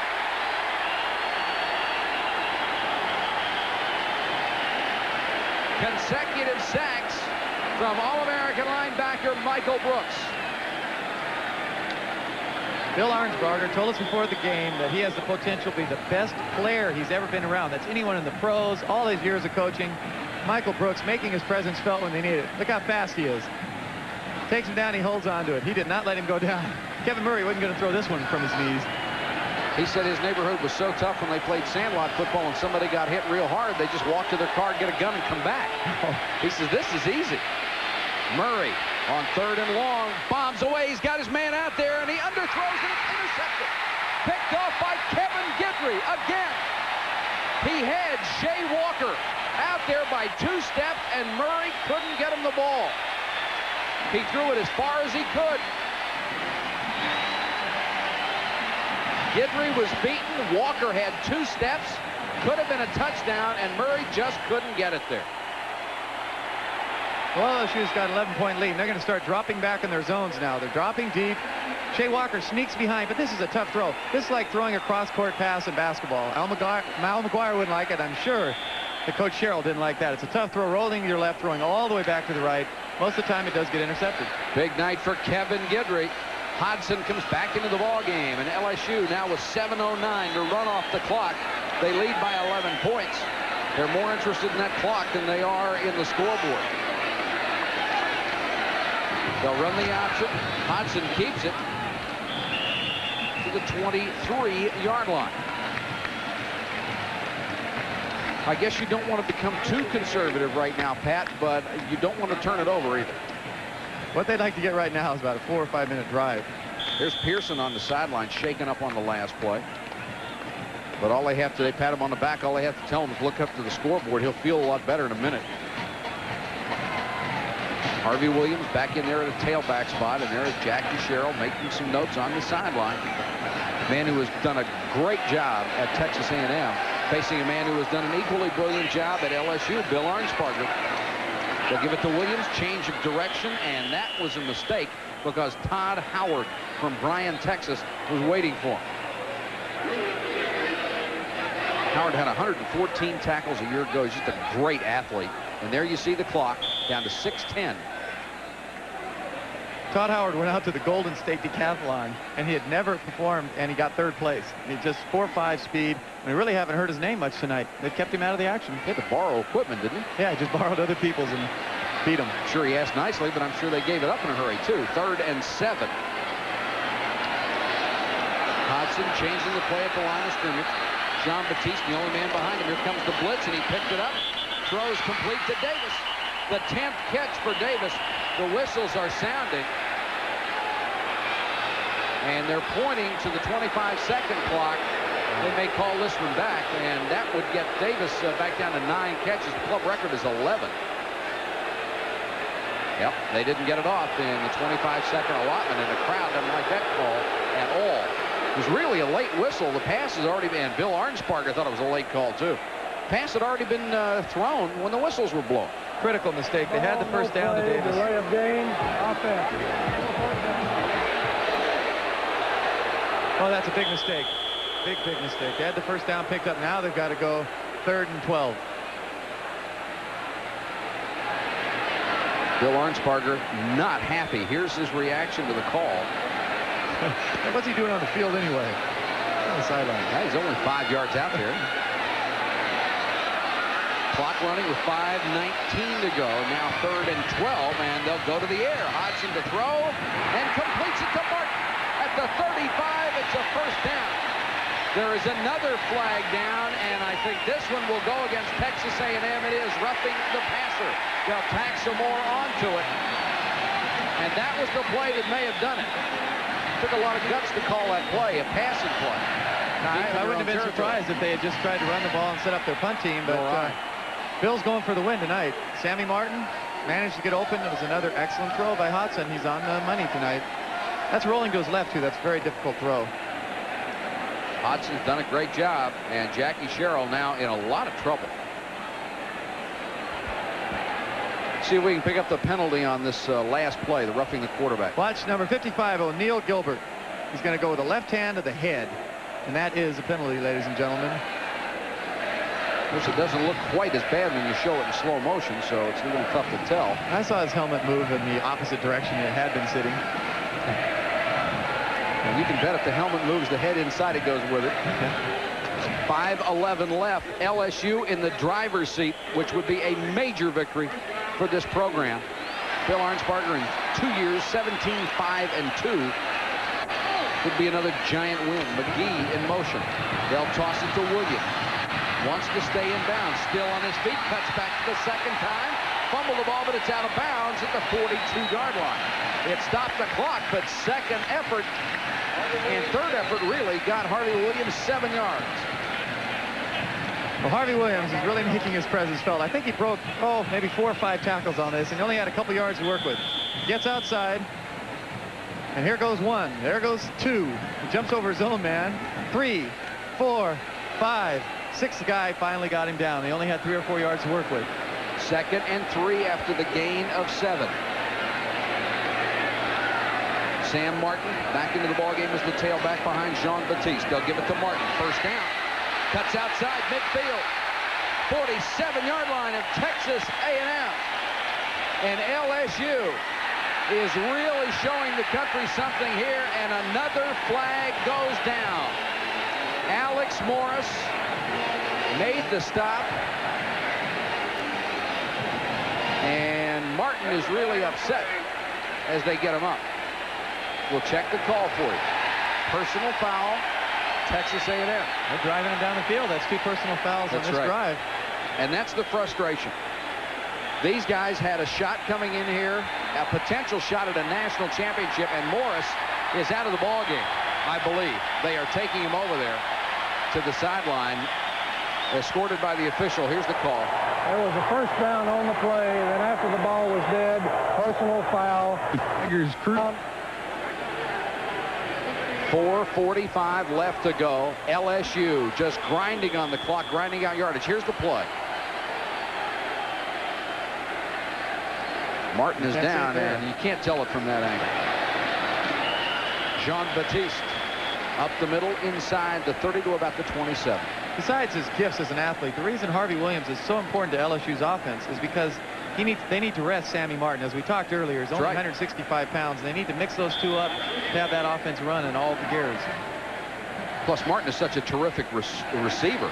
He has 102 yards receiving tonight, along with 49 yards on the ground. So he's had a whale of a ball game, over 150 yards in total offense. And Pat, as you said, Harvey Williams has served notice on the Southeastern Conference and the rest of the NCAA that he's going to be around for a long time. Williams has it again, hurdles into Batiste. That's Dana Batiste, the backup linebacker.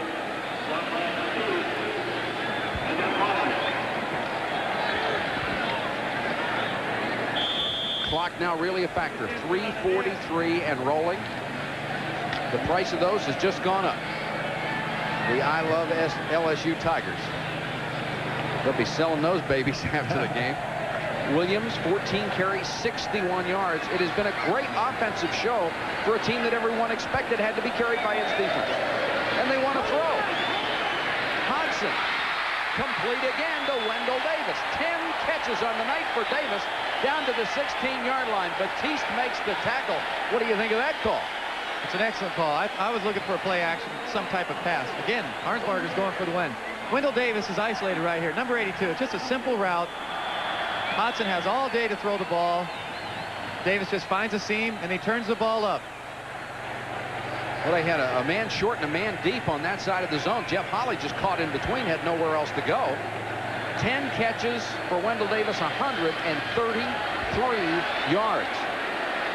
Gained almost a third of what he did all last year. 1st and 10, 2:55 to go in the game. And falling to the ground, that time Hodson, it looked like one of the guards pulled out, or the center, and caught his ankle and tripped him. It's about the only thing he's done wrong tonight. That wasn't his fault. Clock continues to run, 2:39. Texas A&M only has one timeout left. Although timeouts may be the least of their worries right now. Well, they've run at least 6 minutes off the clock right here, I think. They go in and score. It's their game. They have gone against a veteran defense, moved it down the field when they had to do it after already scoring 28 points. Williams and Harris are the running backs. Williams cuts off the right side, cuts back, hit very, very hard that time. Brooks came up from the corner and nailed him. Larry Burnett has an update for us from the scoreboard show. Larry? All right, Mike, we've got some scores here from night games. First of all, in the Southwest Conference, number 15, Baylor is leading Louisiana Tech. That one is in the 4th quarter. Arkansas has defeated Mississippi. Shutout time, 21-0 for Ken Hatfield and his gang. In the 3rd, it is Stanford on top of Texas, 31-17. And a final score, Pitt and North Carolina State play to a 14-14 tie. Let's go back to Baton Rouge. Thank you, Larry. Of course, we saw Pittsburgh earlier in the year, and they tied tonight 14-14. Timeout with 2:08 to go. We'll be back in Baton Rouge in a moment.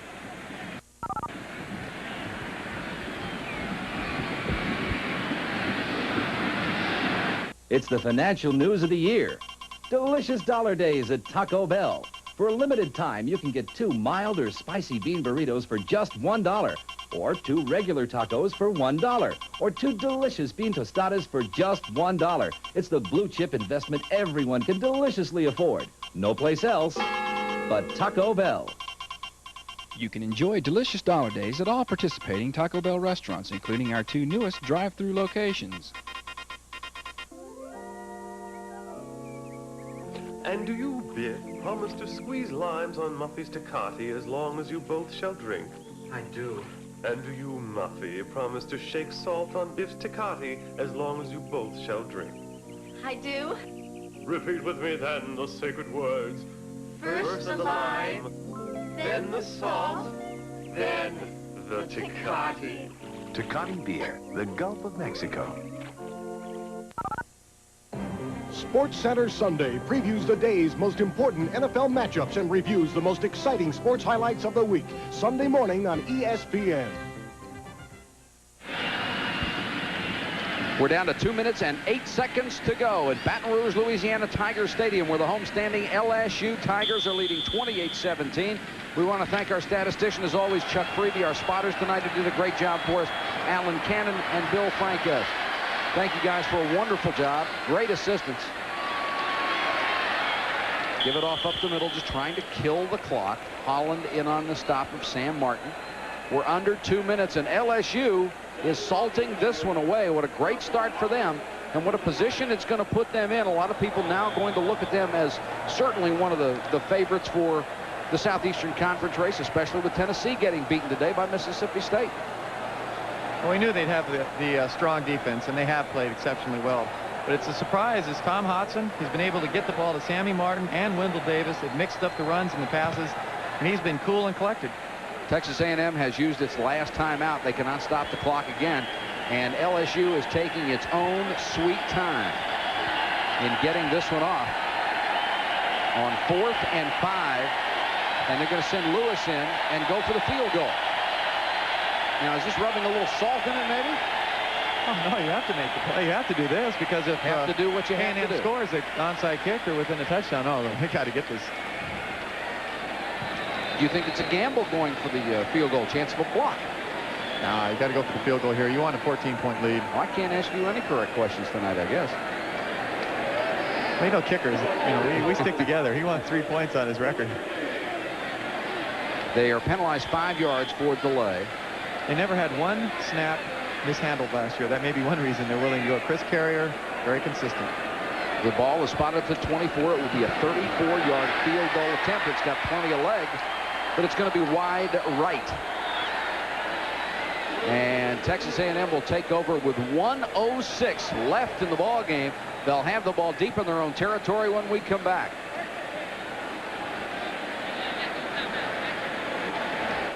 A car company famous for reliability now offers a roadside assistance plan that owners of cars less famous for reliability might envy. Presenting On Call, a comprehensive roadside assistance plan that includes a 24-hour emergency toll-free number, towing, and other emergency services. All available without charge for owners of this year's Volvo. The On Call plan from Volvo. Isn't it ironic? The car that has it may just need it the least. Introducing McDonald's NFL Kickoff Payoff. Oh boy, a new game at McDonald's. I'm so excited. How do you play? Collect trading cards of all your favorite NFL stars.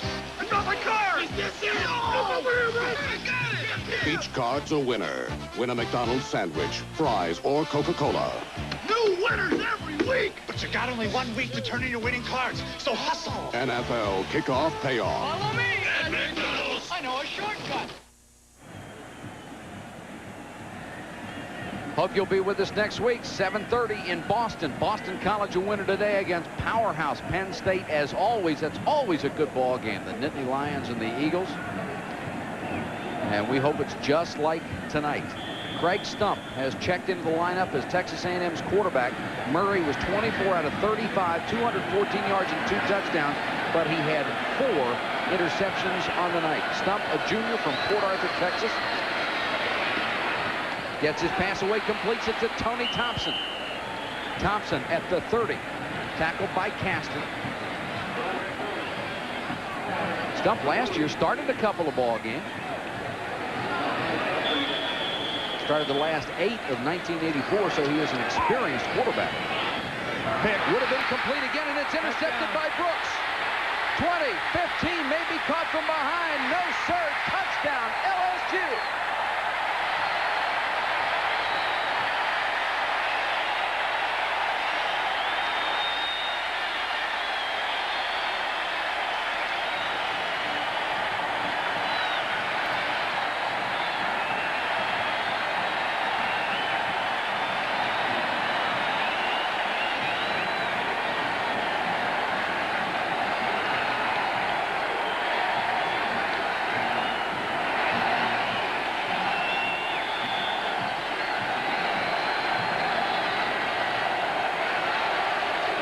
All-American Michael Brooks, and now he'll go back on the point after protect team, and the kick is good.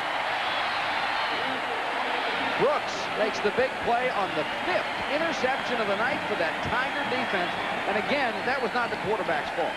This ball is tipped up, but this shows you Michael Brooks is all over the field. This is why he's considered the best linebacker in the country all around. Fast, strong, ball pops up, should have been caught.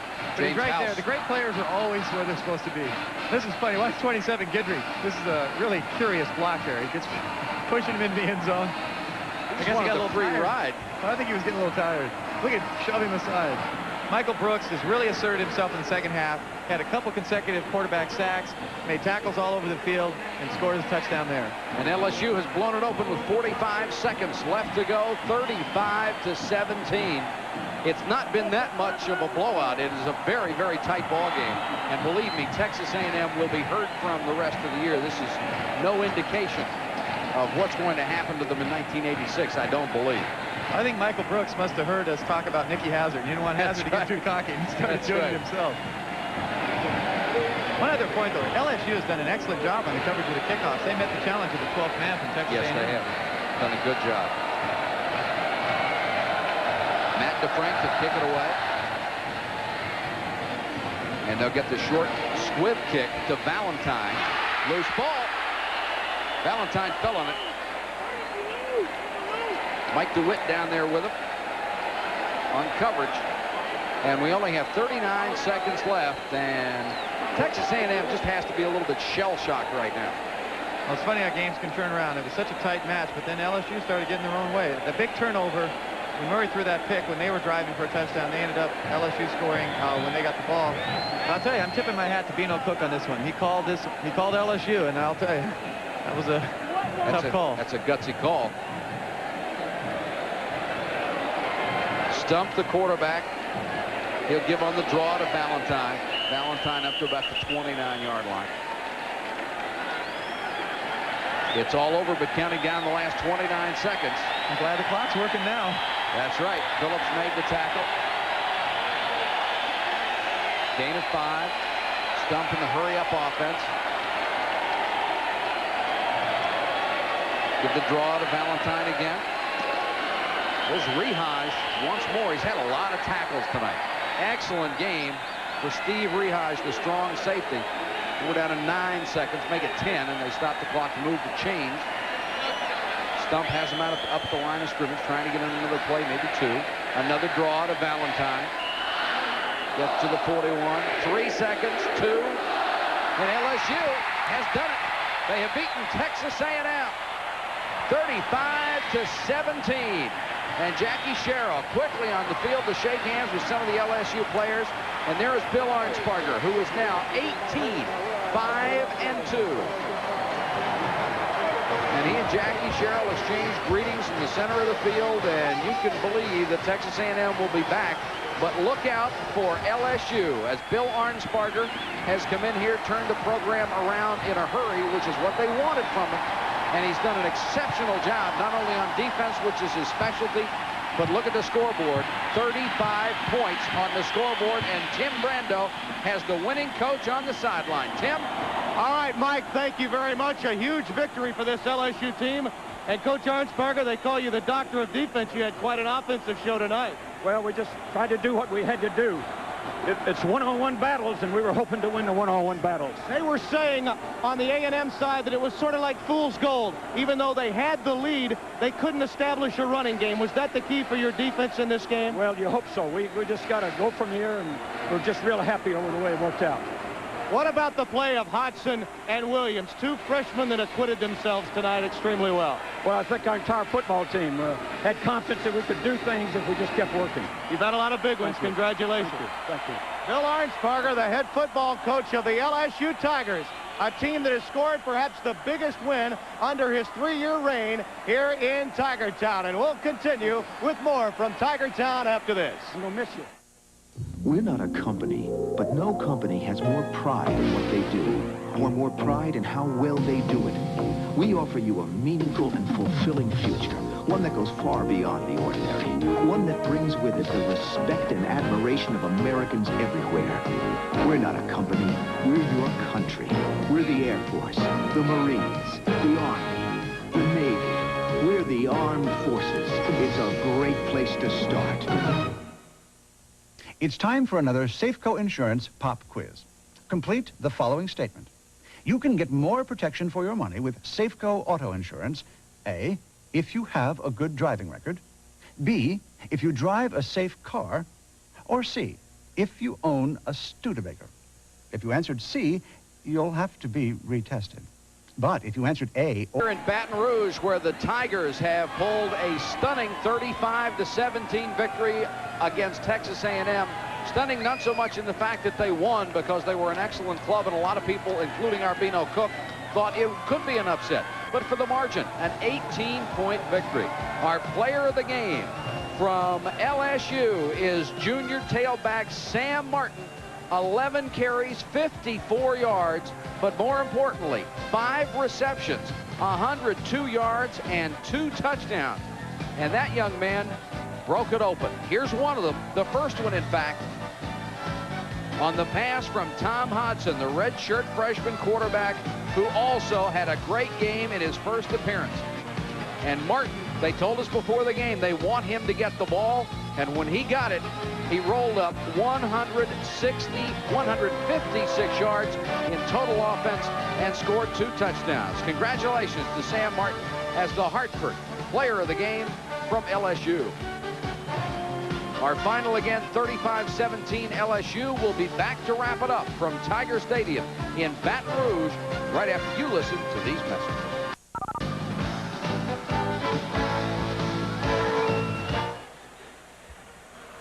It's the financial news of the year. Super Bowl 16 was an event that made hearts beat like drums. The San Francisco 49ers were playing for the World Championship of Professional Football for the first time in their 36-year history. Like all first times, Sweet 16 would prove forever memorable. Here's Montana ready now from the 11-yard line. Going toward the end zone, caught on the run by Cooper. He's got it. He's into the end zone. A 49er touchdown. Game most valuable player Joe Montana set the tone for the first half. But it took a tenacious goal line stand in the third quarter to turn the tide. When Ray Worshing equaled a Super Bowl record with his 4th field goal, the 49ers secured a 26-21 victory. The 49ers have won it. Bill Walsh and his staff, and a team that confounded pro football observers throughout the year, winning week after week and then sweeping the playoff victories over the Giants and the Cowboys, and now their ultimate triumph of the year, beating the AFC champion Cincinnati Bengals in the Super Bowl. The story ended where it began, but it began less auspiciously. The 49ers opened with a loss to Detroit, and after 4 weeks, their tentative 2-2 record suggested they didn't have a prayer. But those closest to the team had faith. This football team has character, and they never say die, and they will never admit to being beat. And they keep coming back and keep coming back and keep coming. Week 5 saw a groundswell take shape. In Washington, the 49ers swept the Redskins off their feet.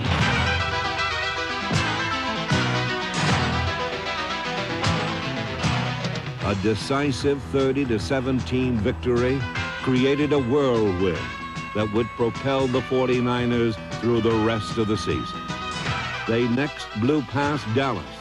Then they stormed through the rest of the NFL. The Niners believed that no one could stop them. And in 15 of their last 16 games, no one did. People call them a Cinderella team, but they kept dancing long after midnight. They were like unknown understudies who attain overnight stardom, and they brought a feverish delight to San Franciscans of all ages.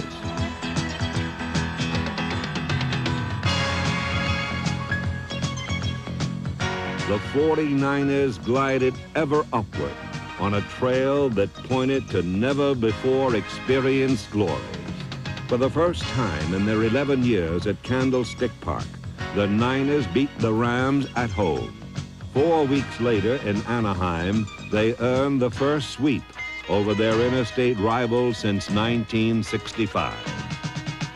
The team that had won a mere 10 games in their previous 3 seasons raced to a regular season record of 13-3. No NFL team did better.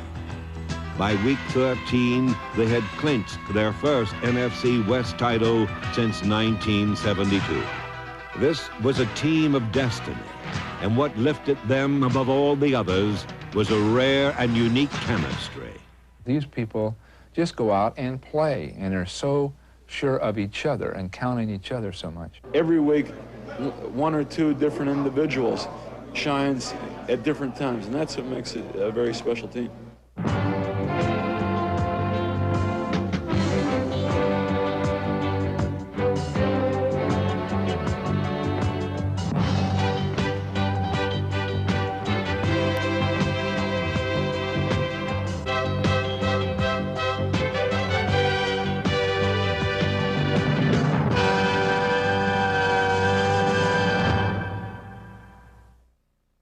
Part of this very special team was a very special head coach, Bill Walsh. You need a personality that is expressive and can exchange with people easily.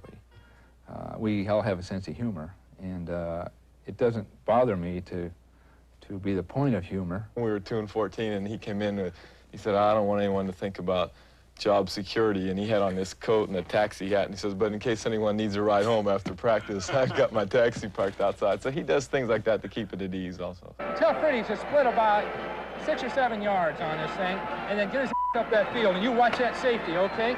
Okay. Oh. Oh. What? The cornerback went inside, so I blocked 50. Yeah, you did the best you could. That's a good job. You see all kind of coaches, from the hardliners to the soft-spoken. But the bottom line, as far as players are concerned, is the coach competent. Basically, I do have two strengths. One's my ability to exchange with people. And the other is an artistic feeling about the game of football. Walsh orchestrated an offense that performed with classical precision. But the Maestro's Sunday concerts offered surprising variations. Turn one page of Walsh's playbook, and a supposedly slow wide receiver was burning opponents on an end around. Turn another page, and his fleet counterpart was stopping mid-stride to lock the ball downfield. There was deception in the design, but there was also a simplicity that resulted in receivers being virtually uncovered.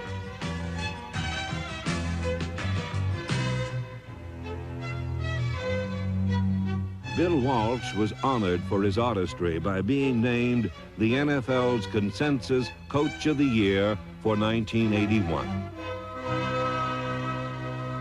Art. From head to toe, the 49ers boasted determined physical athletes like guard Randy Cross, number 51, who earned Pro Bowl honors. Cross teamed with John Ayers, Fred Quillen, Dan Ardick, and Keith Farnhorst, number 71, to provide solid pass protection and to create holes for backs such as number 49, Earl Cooper, who was at his best down the stretch run toward the playoffs. Despite a damaged knee, number 36, Paul Hofer, leapt at every chance to contribute. Number 38, Johnny Davis's 7 touchdowns were as hard-earned as the 37 receptions produced by Charlie Young, number 86. Young's teammates honored the tight end's courageous and inspirational play by voting him the Len Eschmont Award for 1981. Wide receivers Freddie Solomon, number 88, and Dwight Clark, number 87, also brought Walsh's concepts to life.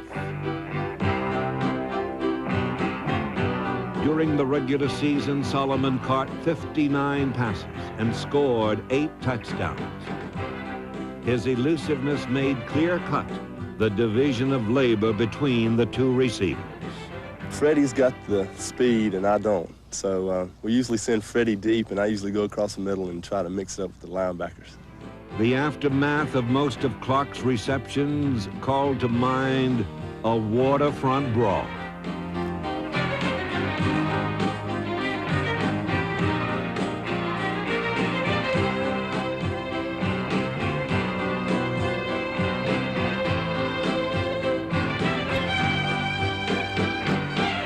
the receptions themselves enhanced his reputation as the 49ers' Mr. Clutch.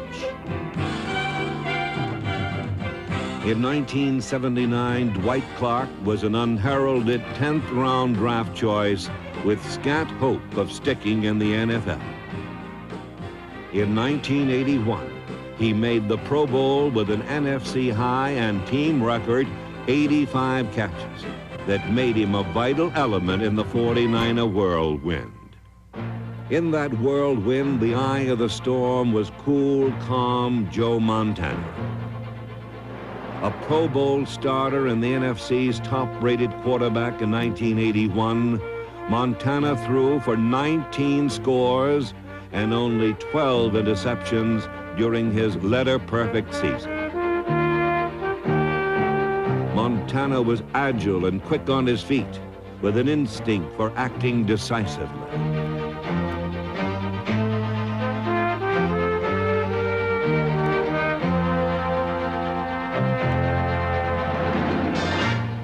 In the early part of the season, this resourceful quarterback was the NFL's least publicized budding superstar. As long as we're winning and I feel happy with what I'm doing, I don't really care about the publicity. If the team's moving and we're scoring, then, you know, publicity will come.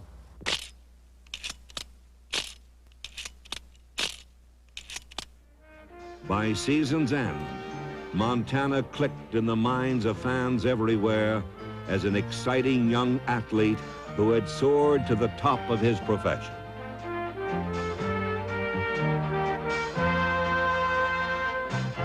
Bold strides brought the 49ers to pro football's promised land. On offense, their guide was Joe Montana, the NFC's Player of the Year for 1981. Fog-bound when it comes to fun. The city's in-spots are many, but from September through January, the place to be was Candlestick Park.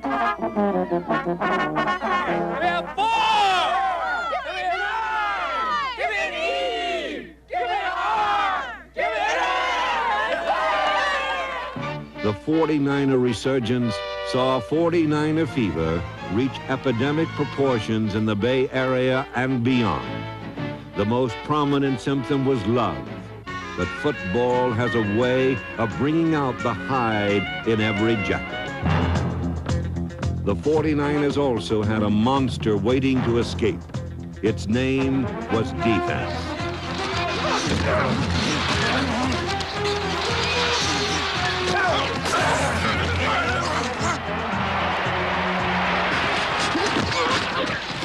Since we've been with the organization, we've drafted heavily into defense, and that's been where we've made dramatic improvement. Our defensive secondary, I believe, within 2 or 3 years will be the best in football. I can't conceive of one better. Rookies Eric Wright, number 21, and Carlton Williamson, number 27, quickly mastered that terrain where airborne footballs strike like guided missiles. Number 1 draft choice, Ronnie Lott, number 42, rounded out this starting trio of youngsters who grew up in a big hurry. When Lynn Thomas played nickelback, the Niners fielded 4 rookies, but the babybacks were as aggressive and skillful as the most seasoned of veterans. Lott earned consensus All-Pro honors by intercepting 9 passes for 4 touchdowns in 19 games. And he and his comrades were well aware that football is a physical game. Oh, you try to go into the game feeling that you're better than the receiver. You want to try to intimidate them. In pro, you face a good receiver every week, and you got to be more of a hitter than when you were in college because you can't stay up here if you don't hit.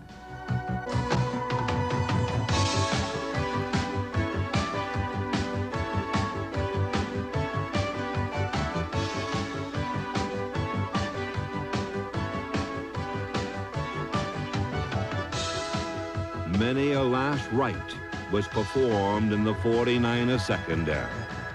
With the rookies forcing fumbles and intercepting passes, A defense that had ranked next to last in 1980 skyrocketed to become the NFL's third best unit in 1981.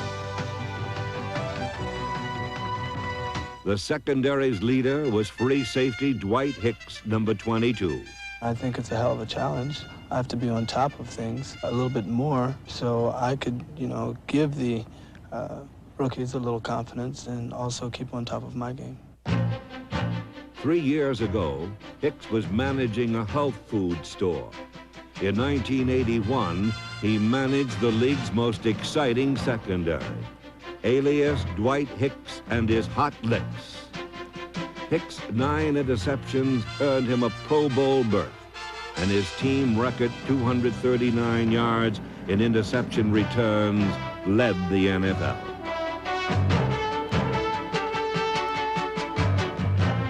Hicks wreaked havoc upon offenses, as did linebacker Keena Turner, number 58, and defensive end Dwayne Board, number 76.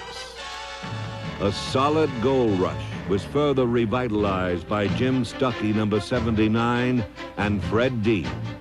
Dean, number 74, reduced the stature of pass blockers and made the quarterback's plight a pitiful one. They knew Dean was coming, but there was no escape from this pass rusher without peer. With 13 sacks in 11 games, Dean was named All-Pro for the 3rd straight season. The 6th-week acquisition of Fred Dean produced the special rhythm of Dean Fence. The beat was harmonized by the preseason acquisition of a hacksaw.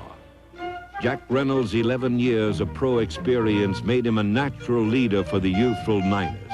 I just, try to hold everybody together and try to get the job done and show them how to do it and tell them to learn how to keep your poise and don't get upset during a game. If something goes bad, just come on stronger. Reynolds barked commands like a tough drill sergeant, then rushed headlong into combat to trip up the enemy. Hacksaw led the team in tackles while offering a forceful example of how much can be achieved through tireless game preparation and non-stop hustle. To me, Jack Reynolds is Pete Rose. He's totally dedicated, unbelievably dedicated to football. It's his whole life. The dedication found at every level of defense made the 49ers a team to be reckoned with during the regular season and a team to be feared during the playoffs. You want this? You want this, don't you? Yes, you want this. Come on.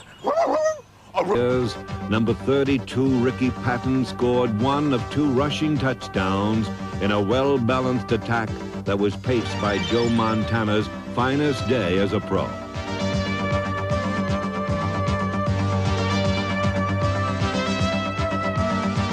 Montana completed 21 of 30 passes for 304 yards and 2 scores.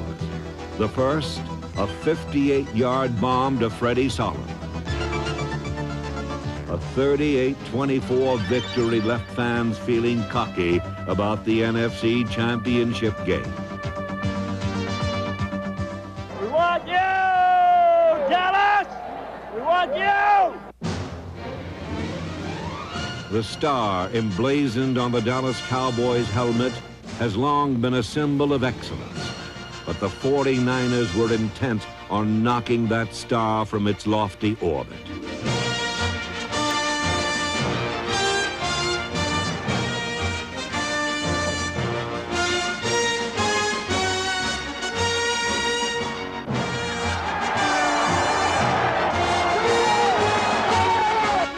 In the first half, Montana threw for 2 scores and dissected the Cowboys like a skilled surgeon.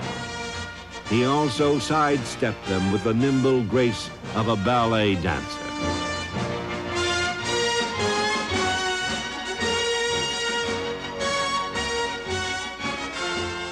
Montana's second touchdown pass of the half was caught by Dwight Clark. But not every move made by the 49ers was a heads-up play. and the intermission arrived with Dallas leading 21-17. Shadows fell on Candlestick and on the 49ers. An uncharacteristic sixth turnover led to a go-ahead Cowboys touchdown with 4:19 elapsed in the fourth quarter. There were now two opponents, the Cowboys and the clock. From their own 11-yard line, the 49ers set out to beat them both.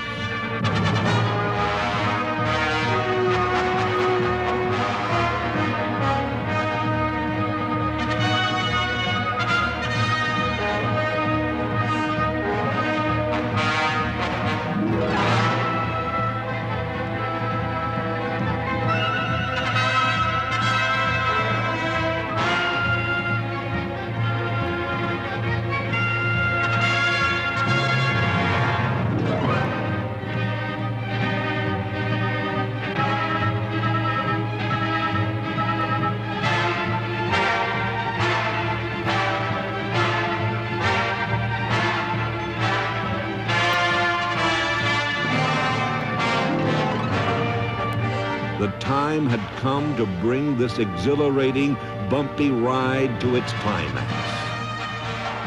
So fasten your seatbelts now. We've got turbulence and plenty of it here at Candlestick Park now. Everything hangs in the balance now. The season, the outcome of the Super Bowl berth hangs in the balance.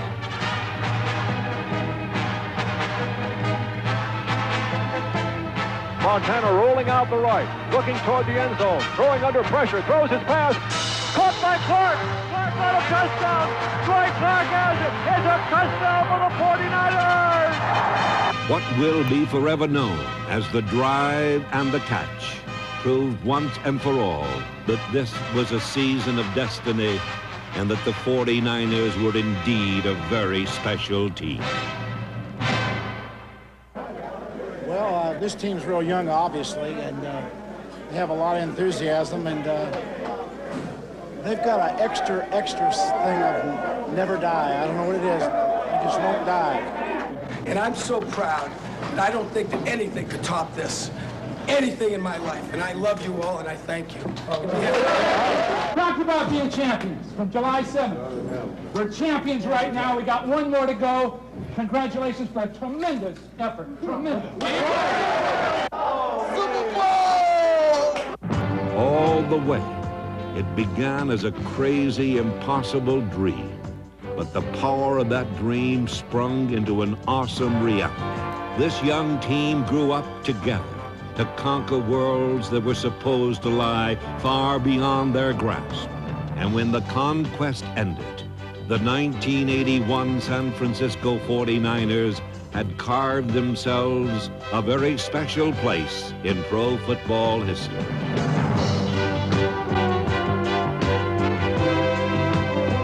With tonight's game coverage, we hope you're enjoying this pure view from high in the sky. You saw the score. It's 5-1 National League with a 5-run fifth inning. Changes all over the place for the National League, and that includes the man on the mound as Posada stands in. 0 for 1. Russ Ortiz, who pitched for Dusty Baker, now the manager of the Cubs. Last year when both were with San Francisco, finds a strike. Away we go. We've got Richie Sexton at first base. Luis Castillo, a late addition. He's at second base. Rafael Furcal stays in the game at short after pinch hitting for Renteria. There's a strike, and it's 0-2. Over at third base, it's Mike Lowell. What a year he's having for the Marlins. He's off the market. Luis Gonzalez is in the game in left. Andrew Jones stays in center. And over in right, it's Preston Wilson. Lopez is still catching as Posada flares one foul. And you would have to assume, although we won't know until the next time the spot comes up, that Barry Bonds is probably finished as the DH after going 0 for 3 at the plate. I think one of the big reasons Javi Lopez is still catching is because of Russ Ortiz. The Braves starter with 12 wins this year. Traded from San Francisco, and what a job he's done for Bobby Cox and Leo Mazzoni down in Atlanta. Gary Wood went 1 inning. 1 hit, 2 strikeouts. And now it's Ortiz, the fourth pitcher of the evening for the National League. So the American League Down by 4 runs here in the bottom of the 5th inning. 1-2 pitch, 2-2.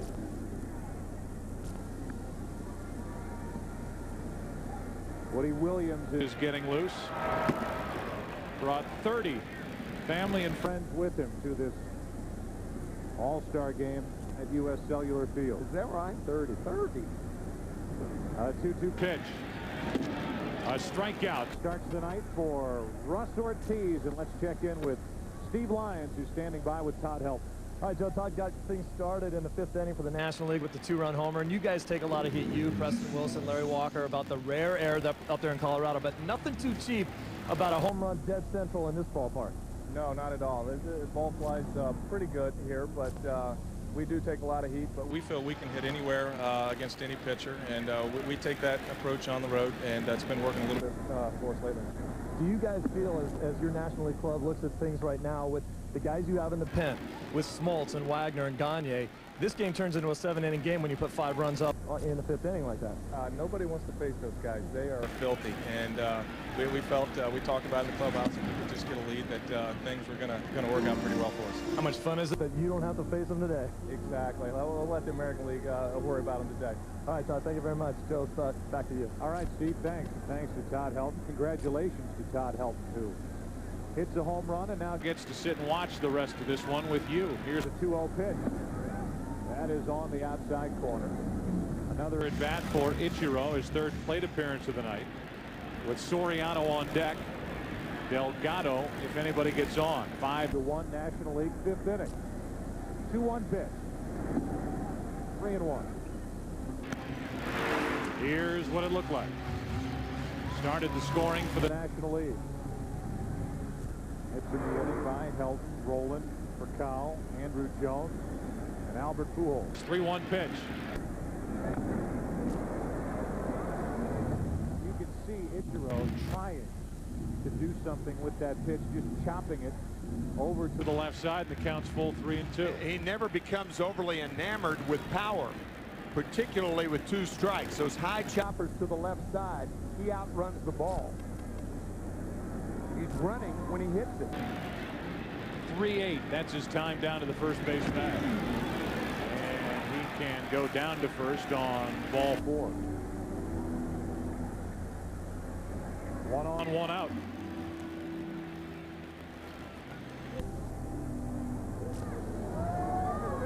Wanda Sykes is at the ballpark, one of our first megastars. Joins us here at U.S. Cellular Field. Right, Wanda. On Fridays on Fox, you have to believe that Jim Belushi is somewhere here. You have to believe that Bill Murray is here. Both from Chicago, Second City. It's anything but Second City, this town. Both Cubs fans. 1 on, 1 out, Soriano. Takes up and away from Russ Ortiz. Soriano is struck out and flying to center.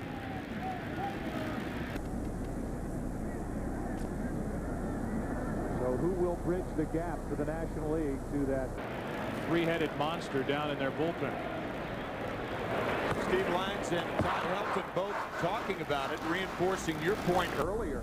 5 outs before the National League gets to the 7th inning. So it's Ortiz now with Woody Williams getting loose for the 6th. 1 on, 1 out. Soriano with a good swing, 1-1. Dusty Baker has this group which to choose down the stretch in this game. Look at the opponent's average that Tim marks.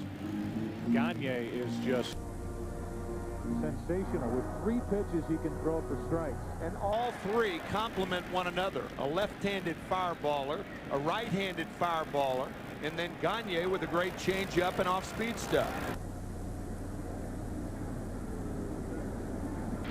Runner at first, 1 out. Russ Ortiz dealing with Soriano. That's not well hit into right center field, and Preston Wilson will come get it. 2 out. Soriano, who's that rare combination of power and speed, is 0 for 3. Carlos Delgado, who has the only RBI of the night for the American League, walks in.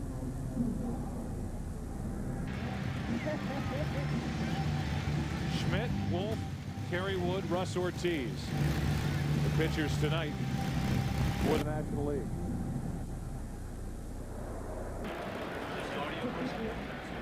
See some of the stars that are still on the bench for the AL, like Giambi, Garcia Parra, Dusty Baker. Emptied his dugout a moment ago. Wouldn't say this game is out of reach. The way this pitching has been, you get that feeling. And with what's lurking in the bullpen, as opposed to a 2-1 game or a 3-1 game, it's 5-1, which may have made it a little easier for Dusty Baker to push some of those guys out of the dugout, make substitutions. Delgado 2-0. By the way, if the National League wins, they would have gotten home field advantage in the World Series this year anyway. So this just in. Whoever wins the World Series, that will determine home field advantage for the All-Star game next year. No, it doesn't work that way. Ichiro is stealing, and Delgado fouls it back. So you're now trying to make more changes. I was only kidding. Whoever wins the World Series, that league gets home field advantage in the All-Star game.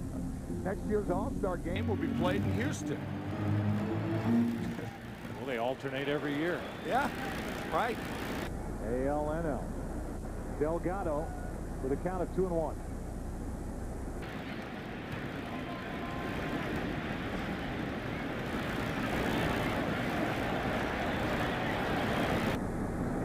Oh, what a rip. What a rip. It's 2-2. So strong. Got in on him just a wee bit. You can see Lopez sitting inside. That's where American League pitchers try to pitch Delgado inside. Most power hitters you try to crowd. 1-2 out, 2 balls, 2 strikes. Delgado took low for ball 3.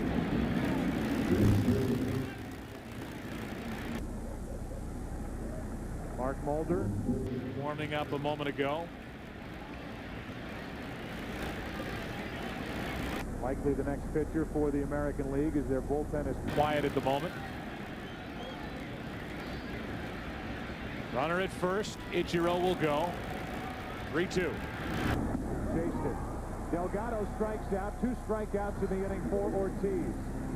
And the American League strands its 5th runner. We go to the 6th. NL on top by 4. Of the 6th inning from Mark Mulder is in for a strike. Preston Wilson, his first at bat of the night, took over for Gary Sheffield. So far the changes appear to be straight up. Wilson now, then Sexton, then Lowell. The 3 hitters in this inning for the National League. They lead it by 4. 1-1 delivery from the lefty. Mulder is a good fastball right down the middle, 1-2. Talk about a 3-headed monster for the National League in their bullpen. The Oakland A's have it in their starting rotation. Mulder's part of it with Barry Zito, the other left-hander. And of course, Tim Hudson. The catcher for the A's is Ramon Hernandez, and he's behind the plate, catching the 12-game winner. Up the middle, Alex Rodriguez under his glove, and a leadoff base hit for Preston Wilson.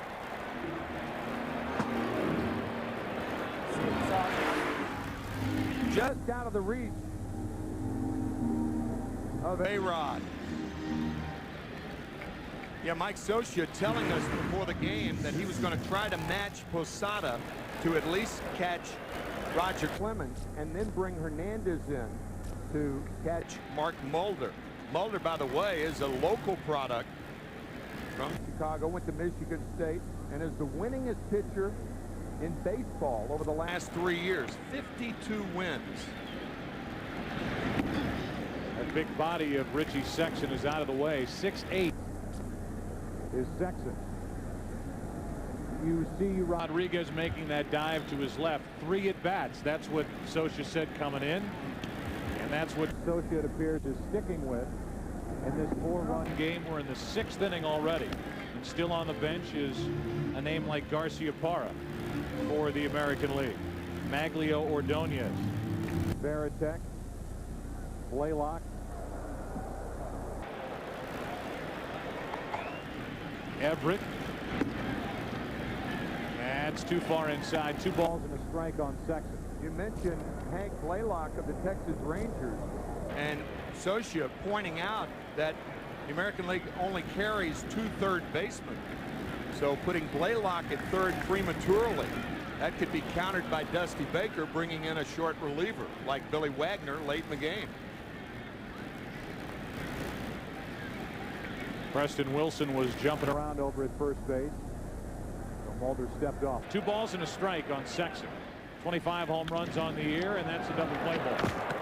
Combination of A-Rod, Boone, and now Giambi on the tag. 2 out. So with the bases empty, we'll tell you for the first time, fans around the world will have the opportunity to participate in the official voting for the Ted Williams Most Valuable Player at tonight's All-Star Game via the 2003 All-Star Game MVP vote presented by Pepsi on MLB.com. The online vote will count for 20% of the overall vote. Here's Lowell with the bases empty, 2 out. Boy, did it change